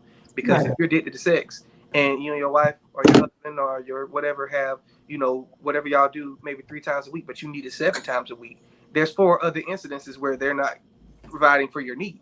Right. And you're going to make sure that you get it 7 times a week. So you're only setting everybody up for failure in this situation. Sometimes they may not want to give it to you 7 times. You got to understand they're tired. Okay. I gave it to you 5. What you want 7 for? But you still need those 2 addressed. We need to figure out a way for you to get this thing done before I don't have to kill you. 5 times. Just put it on layaway and get it at the end of the month. That's it. That's all. Put it on layaway and get it in. Let's figure this thing out, because that's it. Figure it out. Set me up for those 2 times where I can't do what I need to do. So I'm making a comical aspect of it, but it's real. It's serious, and people deal with these things every single day. Every single day. They're embarrassed to tell their family, friends, and loved ones that they're going through this, because everybody think they have it all together. Oh, you got an old fine husband. You got a beautiful wife. Or y'all got beautiful kids. Oh, she's a doctor and you're a lawyer, or you're a social worker and she runs a milk. Y'all got money. No, we got money, but she shops all the time. We got money, but I can't stay off Amazon. We have a healthy sex life, but she needed 20 times a week. I don't have it in me 20 times a week. Leave me alone. Right. And then if you won't do it, somebody else will. So again, not to beat that horse dead, but you got to have those conversations with each other, because if I don't know that this is a problem for you, I don't know that you need help with this. I can't help you with that. Right. That's what I say all the time on the show. Conversation is huge. You have to talk. Yeah. So Voodoo said earlier, he was like, I'm just checking in. What the hell is Dontrell doing on my show? I know Voodoo very, very well from music. What's going on, boy? And then he said, he said he didn't know all this. He said, I never knew all this when you were singing with Painted Man. Let's not go there. I'm in social work mode right now, sir. I thought you looked familiar. Let me tell you. I know. Let me tell you how much I used to follow and go to them shows and stuff before COVID and see you all singing. That man with them shiny little pants. That was before my time, baby. Yep, before my time, baby. I ain't never wore no shiny pants on the people's stage. So you making me go out of my enjoyed professional mode now. I got to protect my honor now. Yeah. Let me tell you something. I used to go down to Creek Rats and listen to them all the time. Now Yes, I'm talking to ma'am. you. Did that for 8 years, so definitely. But this is. Oh yeah, you can sing a little bit. Okay. Lord, this is social work, Dontrell. Okay. Yeah. But how do you get a person? Because this is something that I wanted to definitely ask you. Both of Veronica, all of us said that conversation. We've always talked about conversations is important. How do you help someone that they're an adult? Mm-hmm. They don't feel they have help. They don't even feel they have a problem, but they are a loved one. They could be your child. It could be your brother. It could be your husband. It could be your wife. That you know something is wrong. Because we got into this in the discussion. Our other host, who's not here now, is talked about that, you may see something wrong, but he may mention, well, maybe something is wrong with the person that's seeing that. I don't want to deal with that aspect. I'm not saying that can't happen, but when you see something wrong with someone, that is obviously something wrong, but that person doesn't see it, how do you help them if they feel they don't have a problem? Well, the simple answer to that is they need to want to accept the help. You can talk to them. You can let them know what your valid concerns are, and you can come from a place of concern and love. Don't come from a place of accusation. Don't come from a place of anger. Don't come from a place of malice because you feel like they got a problem and you just letting them know, hey, well, you did this, so what you got to say about it? No. Talk to them and talk to them with compassion and concern. This is not something I'm trying to be funny with, because people think you're just trying to be funny, and they're not going to take you serious. They're not going to acknowledge they have a problem because they truly don't think that they have a problem. You come to them with facts, but you also come to them, knowing who you're dealing with and knowing how to manage that person emotionally. Because some people, you can tell anything, but don't you raise your voice at them. Some people, they need you to holler at them because, that's the only way they're going to listen to authority, because you're that close with them. You need help. You need help. Then sometimes you got to cry on them. Let them know that it's that concerning to you. Whatever you need to do that's not going to be harmful to that person's psyche is something that you need to look into. So it takes a lot of maneuvering to make sure you do it the right way. But you can tell anybody anything as long as you're telling them it the right way. Because there's things about ourselves that we don't acknowledge, and people tell us all the time. It took me years to realize that I like to interject myself in people's conversations, and I didn't know that. But I know that certain people in my family does that, and I picked up on that. So when somebody called it to my attention, I had just seen a relative of mine do it.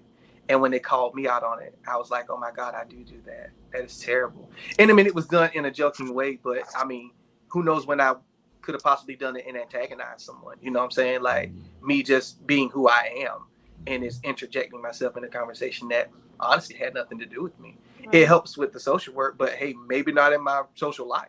I don't know. And nobody's ever really gotten mad at me to my knowledge about it, but I have been called out on it. So obviously it bothered somebody. Mm-hmm. And like I said, I didn't know until it was brought to my attention. It was done very respectfully. And because it was done the way that it was done, I was able to receive that, and I was able to acknowledge that, hey, maybe you need to be quiet sometime when it has nothing to do with you. This has nothing to do with you. That was unsolicited advice. When they want to know something, they'll ask you, chill out. And I can honestly say that I have been working on that for, a couple of years now, and the incidences have gone down where I've interjected myself. But that's just a transparent moment because, everybody has something that we're not aware of that we're doing.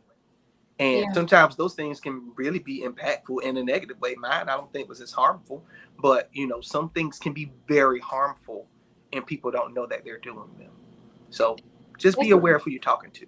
Right. And see, and that's what I was going to say about what Sharon said earlier about like if someone call you with a problem, but it ends up you telling them your problem. Mm. A lot of times I'm gonna say a lot of times we don't realize that we're doing that. You know, we're thinking that we're listening to them, we're listening to their problems, but at the same time, it's like, oh, I didn't even realize that I just threw myself in there with my problem instead of listening at what they're trying to tell me their problem is. So Mm-hmm. it goes back to what you were saying. We don't recognize it sometimes, or Right. we don't want to, Yeah. recognize it. But that's a trait we all have to in some way, shape, or form. Some more obvious than others. But when we hear something and we automatically go, hey, my day was bad too. Right. My day. Like Miss Yeah. Sharon said earlier, let me have my day. Can I have my Let moment? me have this. This is mine. Right. Absolutely. Well, Dontrell, we're not going to hold you up much longer. Let me get to a few comments right quick, if you don't mind. Yes, ma'am. Take your time.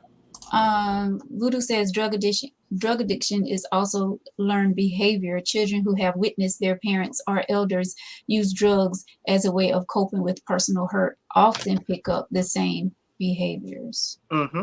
Yeah, But and I like that he used often because it's not always, but it is often. But isn't that just an excuse? No, I wouldn't necessarily say that's just an excuse because Yeah. it is a learned behavior. An excuse for that, but there are people that grew up in drug and alcohol families who saw what not to do, and said, "I don't want to be that way." I gave myself as an example, right? So can we just, I feel like, that once again, a con and a pro and a con, know. Because not all kids that grew up in drug addiction or alcohol. And I know he's not saying, I know Voodoo, you're not saying because he used kids. often, and I'm glad he used that term because it's not an all-inclusive statement that he made, but it is a trend, which is unfortunate. If you see it, you don't think that there's nothing wrong with doing it. So you start doing it at an early age, whatever the case may be. And, then there's a lot of people who see how damaging it is, just like you said, Ms. Sharon, and just like you saying, Mr. Fatine, you see that stuff and you don't want any parts of it because you don't want to become the people, that those substances make your loved ones. So it is a double-edged sword. And I don't want to always say that it is a choice to start, but it is always a choice to stop because you can start early and you can stop early too. True. Yeah. Alert behavior. Brother Dontrell just said, Miss Sharon and Mr. Fatine, and I'm in New York, and I said, Brother Dontrell, it's the alert behavior that our parents pretty much taught us to respect people, and we tend to do that. Because I was going to say, oh, brother, call me Brother Fatine, or Fatine. But then I thought about learned behavior. That's how we tend to do certain things. Absolutely. I have to put that Mr. and Miss on everything, and any kid that I come across, I teach them that, and the parents, they're just overwhelmed. He never calls me ma'am. He'll call you ma'am after he talks with me. There you go. Yeah. Absolutely. So Tracy says, I've been going to grief counseling since my stepdad passed, and life is so hard to navigate without him. He was our rock provider, and now everything has been dropped on me. I try to be strong and hold it together, but I can't. Food has been my source of comfort. I miss the gym. I miss working out, but I can't find the happy in it anymore.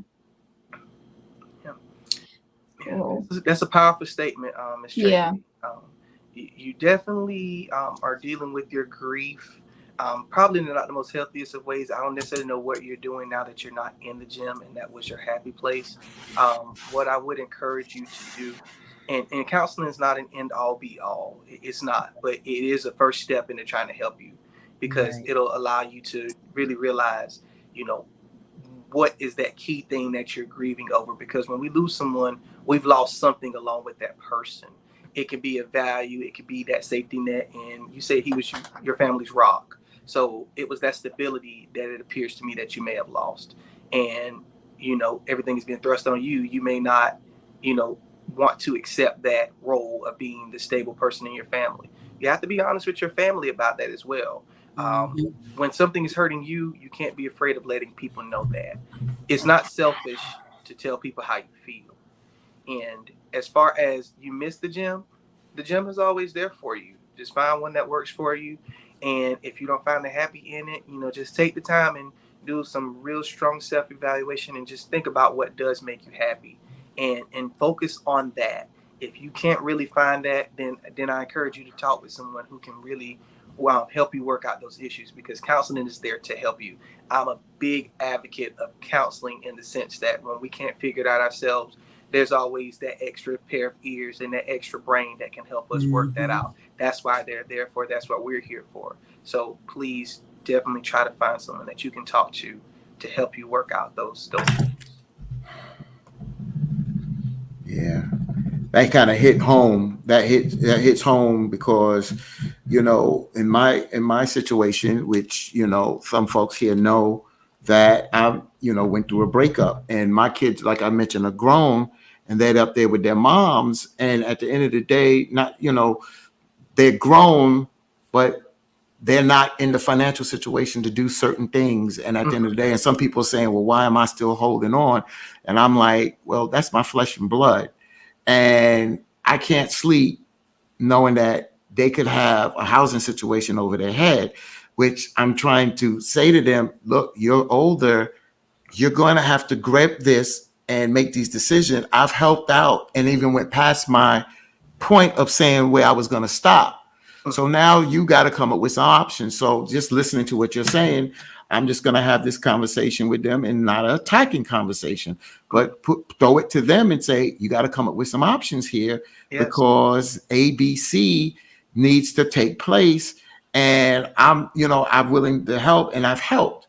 But now it comes, look, my father passed on me, and I had to take his job and do my job. I had to do it. Ain't nobody was there for me. I'm helping y'all because y'all are my children, but y'all are grown now. And now it's going to take some tough decisions and maybe a change in life to make things happen while I'm still here, where you can still pick up the phone and say, Daddy, I need help. You understand? Right. You got to be okay with wanting to be okay. We can't always be Superman and Superwoman. We can try our best, but people will take advantage of your superpowers. And oftentimes it's not anything that's intentional. It's because we're always in superhero mode. And my sister has told me about this myself, because I'm guilty of that even to this day. I'm just more aware of it, and I can say no more than I've been able to say no in the past. I just like to help people, and people know that they can depend on me. However, there's only a handful of people that I can depend on, and if they're watching, they know who they are. But I'm just the person that a lot of people really turn to, and in some ways I love that, but in some ways it's very much a burden. And it can be very, very stressful when you're just trying to save everybody. And it's like, well, who's going to save me? I can't even do anything for myself, because I'm always helping this person, that person. And you may think sending that $20, that $50 cash app ain't going to hurt you. But when you're waiting for that next check and you ain't got that $20, that $50, you're going to be trying to figure out, you gave that out 20 times in the past 2 weeks. All of that was money that you needed to take care of what you needed to take care of. All of that was to make sure that you could get back and forth to work. All that was to make sure that you could eat. And you're trying to save everybody else. But now you're hungry with no gas and you can't get to work. And now you got to call your boss in line and say you got a headache because you can't make it work. So you got to think about how that, and that's never happened to me, thank God. But, that's real. Like, people overextend themselves more than what they're capable of doing, because it doesn't seem like such a lot at the time. Right. But those small things accumulate to the point where it can become a lot of pressure on you. And when you sit there and you think about the weight of all that pressure, it can become overwhelming. I have literally been there where I just was like, okay, I'm not doing this no more. I done turned off the phone. My sister blew up my phone. She done hit me up on the tablet on Facebook. She done called me 20 times. And I'm like, girl, I'm fine. I just needed that phone. So you don't do that. And I say, okay, well, I won't do it like that next time. I'll let you know I need the rest for a little while. I'm good. So I also had to take the responsibility in that, hey, everybody's not trying to drain from you. Some people are concerned about you. But when you need to take that time, handle it the right way. Let somebody know you're okay, and then just turn everything off. Because you really, if you turn the phone off, they can't send a cash app request. Hey, it won't come through. Right. And when you turn the phone back up, you deal with that when that phone comes back on. Yeah, Voodoo, go ahead with all that.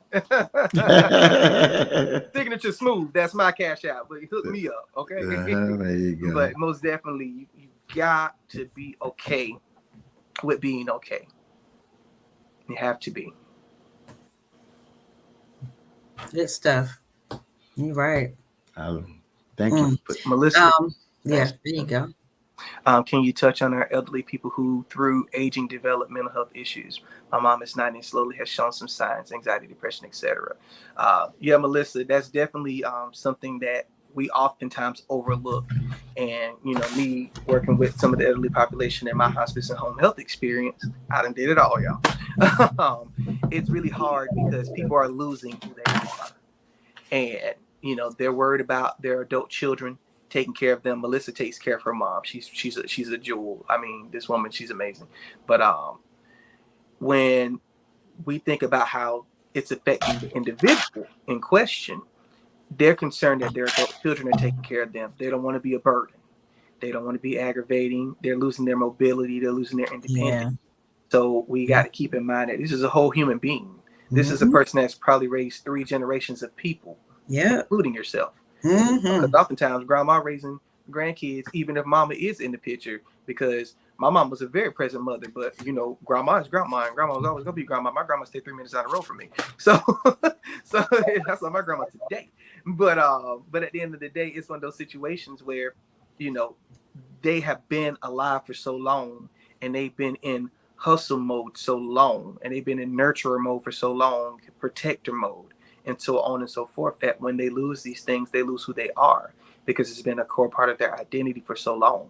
And then once we start losing our cognitive functioning, it kind of regresses us. We lose those things that we've built over time. We lose those filters, we lose those skills, and we lose those memories, unfortunately. And that's really hard for an elder person to deal with. And this is coming from elders. This is not me just pulling this out of the air. This is coming from researchers. This is coming from people that I've worked with personally. They really feel like they're a burden. And then they also feel like, you know, I can't do the things that I used to do. I don't even want to be here because I'm not who I was before. And we want to hold on to them because we love them and we don't want nothing to happen to them. But then you got 1 out of 10 children that's doing for mama. Okay. But everybody want to come over there on Sunday and eat food because mama can still get to that stove and throw down a whole pot. What about when she needs to go to the doctor? What about when she needs to go to physical therapy? What about when she needs that new walker? And she's had one within the past 5 years and insurance won't cover, but it's like 10 of y'all and y'all can't do $20 a piece to get mama a $300 walker. Come on. Now, there's a problem with that. And people don't see the problem. They don't. Well, Keisha got mama. Keisha the nurse in the family. Keisha has a life too. It's 9 more of you all. So we have to pool together to take care of our elders. They took care of us. People are selfish. They look at it from their perspective. And you said something real quick, and I know, Sharon, you want to get in real quick, is that a lot of people don't realize that when you get older, we are preparing for death. Our body and mind is preparing for death. And a lot of things that we hold on to the person where the other person feel like their world, their sister, their brother, their aunts, all of them are gone. The television shows, the things that they did, but you look at it as their children and they got grandchildren, but their world is gone. And at the end of the day, sometimes they just want to let go. Then on the other side, you got the Alzheimer's and dementia, where they feel like they're not a burden. They feel that they can still function if it's not so far in that they don't realize that they need help. But when that is something of coping with, from the flip side of a loved one trying to deal with a loved one that raised 3 generations, and now not only losing the physical, but losing their mental capacity because of the Alzheimer's. It's very hard. Yeah, we went through that with my grandfather. He's actually not doing so well right now. And, you know, we're just kind of, you know, leaving it in the Lord's hand. But he definitely went through that dementia spell. And, you know, he thought I was my first cousin at one point. And I was just like, well, at least he know I was his, you know, at least he know I was one of the boys. But that hurt me when I first realized that, because me and my grandfather were very close. So it's just like, we kind of look alike, but not that much where you're mistaking me for the wrong grandson. And there were later spells where he knew who I was. I mean, he had moments of lucidity and things like that. So that's always the jewels that you treasure when they started going through the dementia. And then you can clearly see that they're not who they, quote unquote, used to be. And then there's those rays of sunshine where they are. And so we have to treasure those moments that we have with them. Because just think about it. If we get those years, our cognitive functions are going to start decreasing as well. And it just happens with age. It's nothing we can do about that. I don't think man has made the drug yet that's going to preserve your brain all the way. There's some people that keep their mind, and that's a blessing. There's some people that make it over 100 and they still know exactly what's going on. That's a blessing. But the general trend is once you start getting to that advanced age, that octogenarian and that 90 and plus, those facilities, they do decrease. And that's just part of aging. That's true. As I was saying, you know, when you were speaking on, like, you know, you got 10 siblings, only one taking care of mother or father. Mm-hmm. I can relate to that because I had to do it, but I know my mother did it too. Mm-hmm. And, you know, they came and they helped some, but she was the primary. Mm-hmm. But let's call it like it is. Like, a lot of people won't help get grandma stuff because Elaine is taking care of grandma or mother, because they feel like because she's taking care of mother that she's going to get the life insurance. The check, after. right? The check. Exactly. She's gonna get the money. She's getting mama's check, so she gets mama's social security check. She's getting a life insurance check. So, you know, but if their name was on it and they had something to do with it, then they would show up. And it's sad that people are like that, but that's just the truth, you know. I'm glad you said that, and that does affect a lot of families. They can say it's not a big issue, but you know, the one that helps the most, 9 times out of 10, they know how that paperwork is gonna go. But you got to think about it. If all of you pitch in together, you don't have to worry about that because you all did, you know, equal work. Exactly. You don't have to worry about one person getting this and that other. And I think it's honestly really selfish, because even if that one person is doing all the work, that person still raised you and probably your kids and probably your grandkids, you know. So we really got to put into perspective that's still a human being. I tell people all the time, we forget that people is a person when they have kids. The kids don't take away from the fact that that's an individual. That's a whole human being that you're talking to. That's a person with feelings, lived experiences, thoughts, feelings, emotions. And we can't downplay the fact that just because there's another person that they're taking care of, that they're not that same person who they were before. I advocate for people to get that babysitter and go on date night. I advocate for people to go on vacations. If it's just a 2 or 3 day vacation, you still got to be yourself. Have your girls trip, have your boys trip, you know, go to your Comic-Con. I like comic books. I'm an anime guy. You know, I collect swords and stuff. I go, and I don't care who calls me a nerd because they know not to do that. But at the end of the day, that's something I like to do, and I'm going to do it as long as I can. I like to shop. I like to go on trips, you know, whatever the case may be. I'm going to still do that. And I tell people all the time, just because you have a kid doesn't mean you can't still enjoy those things. Just take care and handle your business. Make sure your child's, you know, in good hands and still live your life. It cannot be, you know, you cannot overlook yourself. Right. You can't do that, because who's going to be lost if you overlook yourself? You. There's no other person that's going to be lost. You can't be functional for anybody else if you can't do for yourself. Okay, Ms. Dena, Marie, so true. It's not only takes a village to raise a child, but it takes the community to support our elderly. They're the ones who have established the foundations and are now unable to execute and direct. That's exactly right. All of these things that we have, all of these leadership qualities and skills, you know, we've learned them from someone.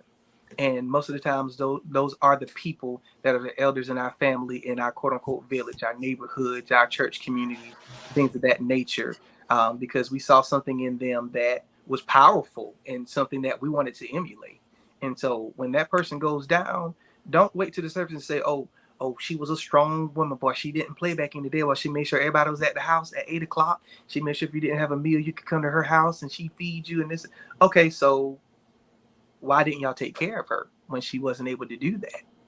And crying the hardest at the services. Always. That's just guilt. People that cry hard, I'm sorry, that's just real guilt. It's a psychological thing. Uh-huh. And in the realm of trying to provide helping information and not bashing information, because I don't want to change my narrative. We have to be aware of what we're doing and what we're not doing.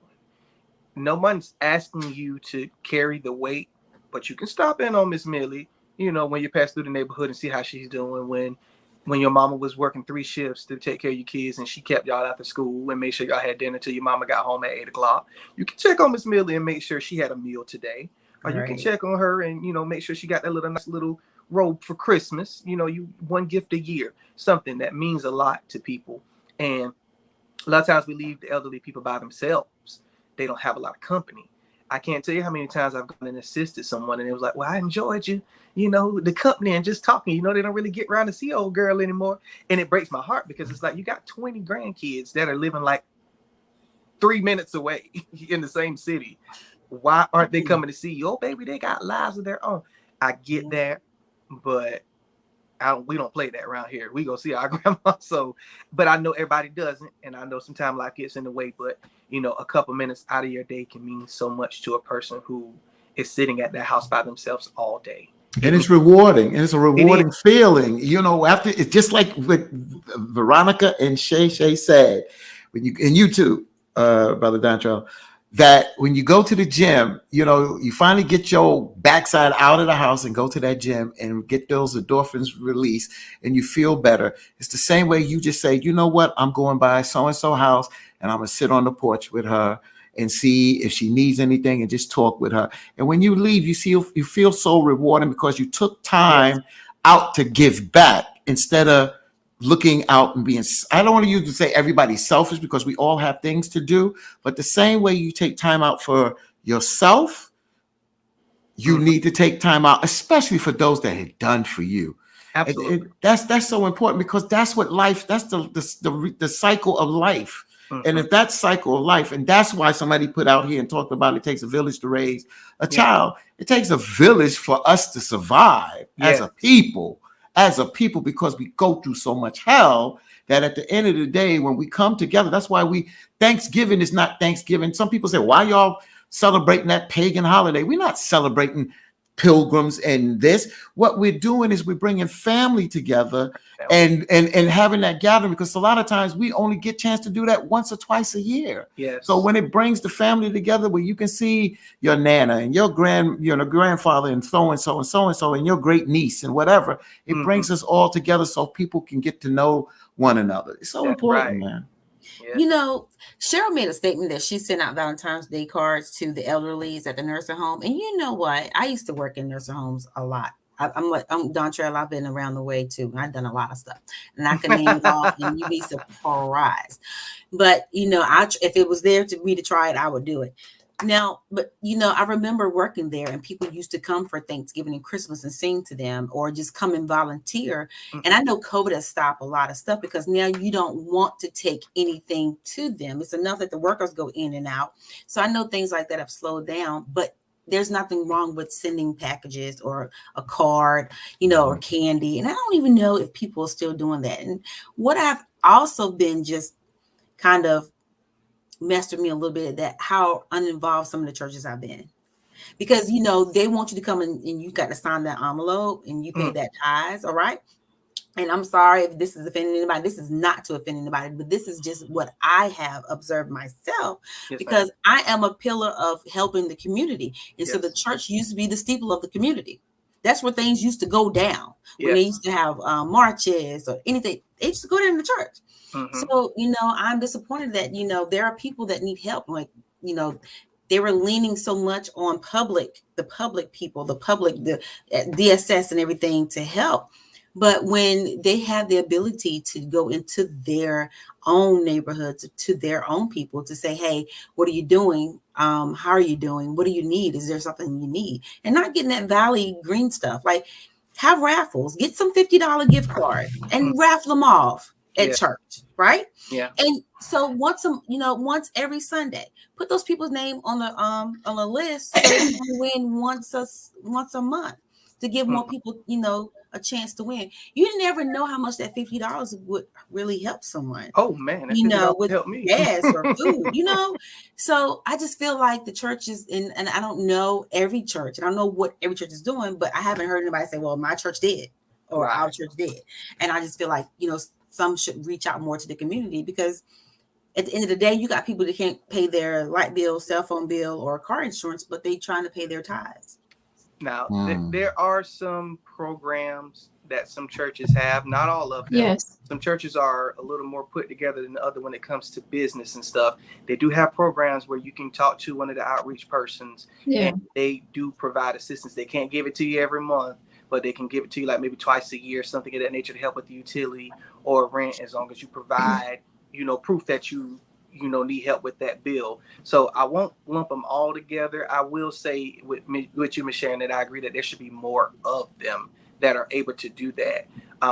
When we're talking about what churches are capable of doing, some churches are pretty small, and what their tithes pay for is probably the bills in the church, and they don't really have a ministry to continue to do things. And the pandemic has hurt a lot of that as well.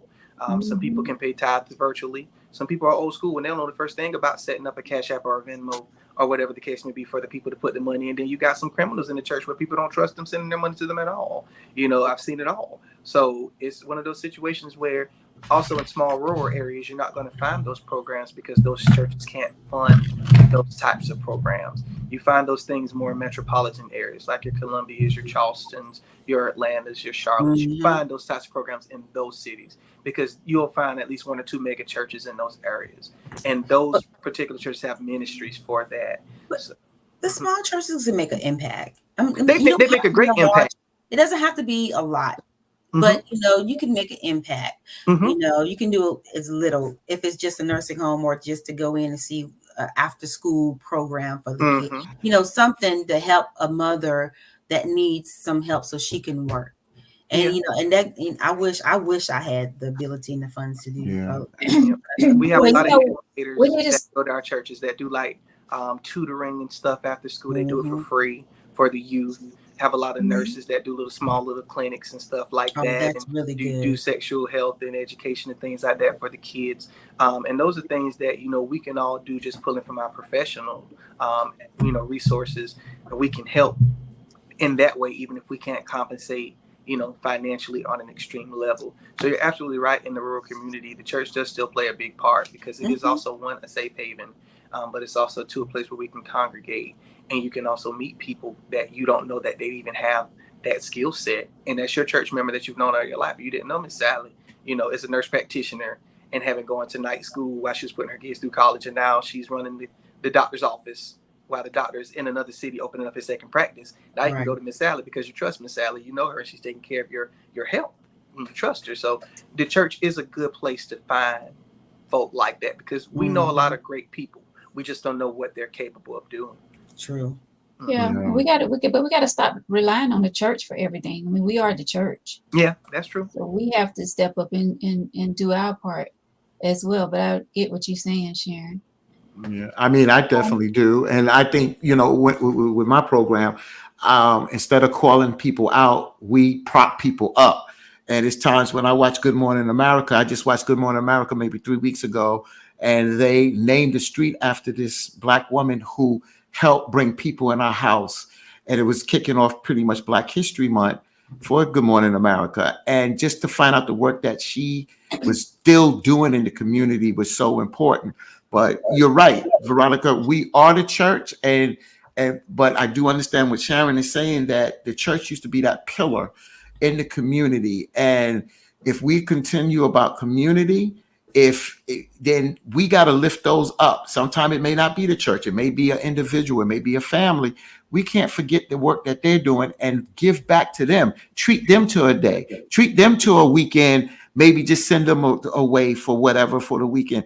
We just can't forget about those that continue to do for us or do for all of us in the community and don't lift them up. We got to do a better job for us if we are going to get better. It starts with our self-preservation first before we can help the world. That's true. And the church is also a pillar of the community. And, our community is, like you used the word, Mr. Fatin, a microcosm of the bigger universe. And That's right. So we have to make sure that we are uplifting our own community before we try to help others. If you see a young man struggling, make sure you see what you can help him with. You see a young lady struggling, make sure you see what you can help her with, because we all know it starts with the youth. There's a lot of people that poured into me when I was younger, which is why I am thankful that, I'm able to navigate the spaces that I navigate. And, there's higher plateaus that I want to take because I don't even feel like I've scratched the tip of my potential.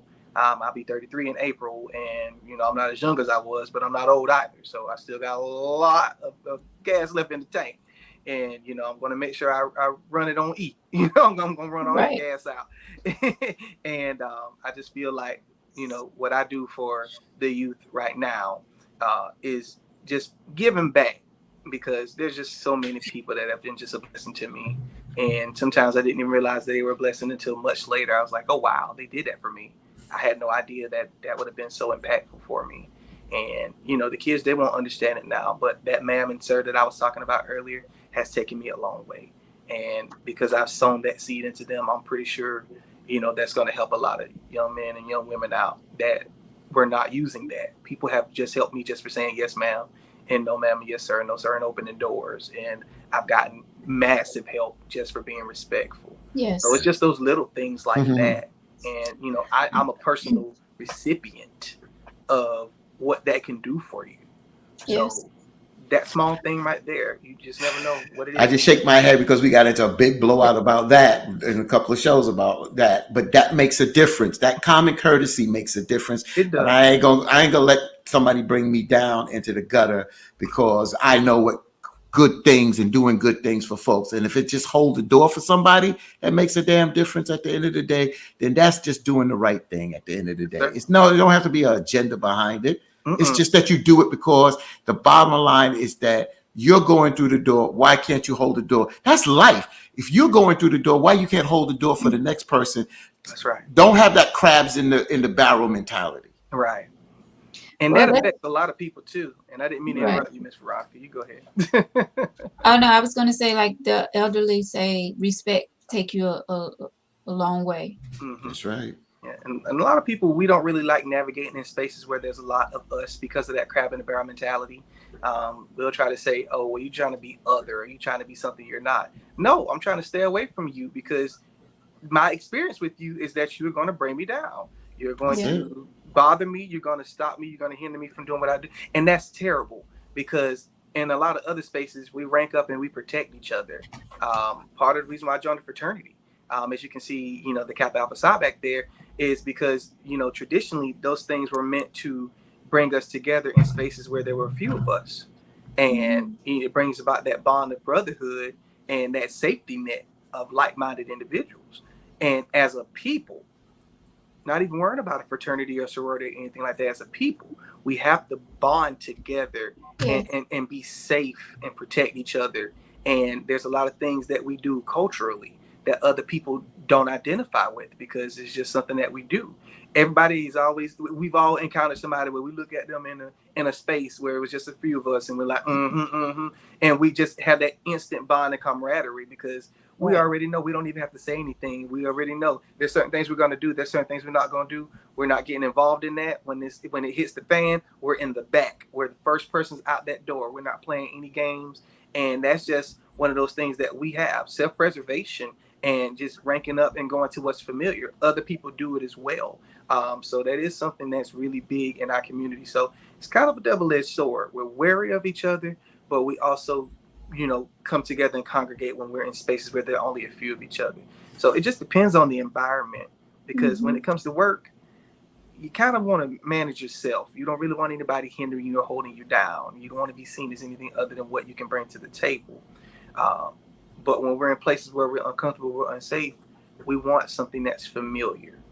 Right. So we have to be mindful of the spaces that we're in. Yes.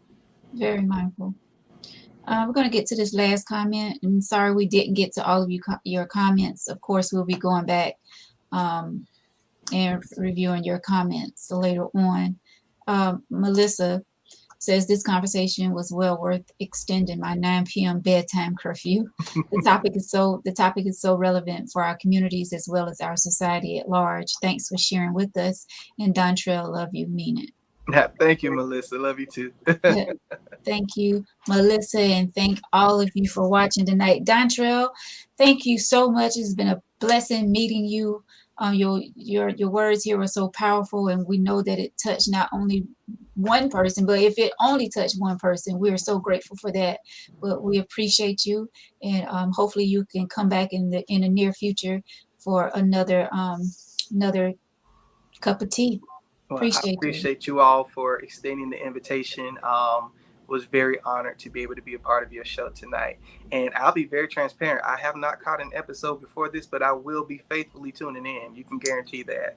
Thank you I so much. definitely, Awesome. I love your dynamic. Everybody's dynamic. You all have so much to say, and you all gel so well together. And I can't wait to see the next guest on the show. Thank you Yeah, so much. We appreciate that. Thank I Thank you. you. appreciate it. I It just was want a to say pleasure. it definitely Yes. was, and I did just my closing remarks to Veronica for bringing to saying that this is something that we needed to do.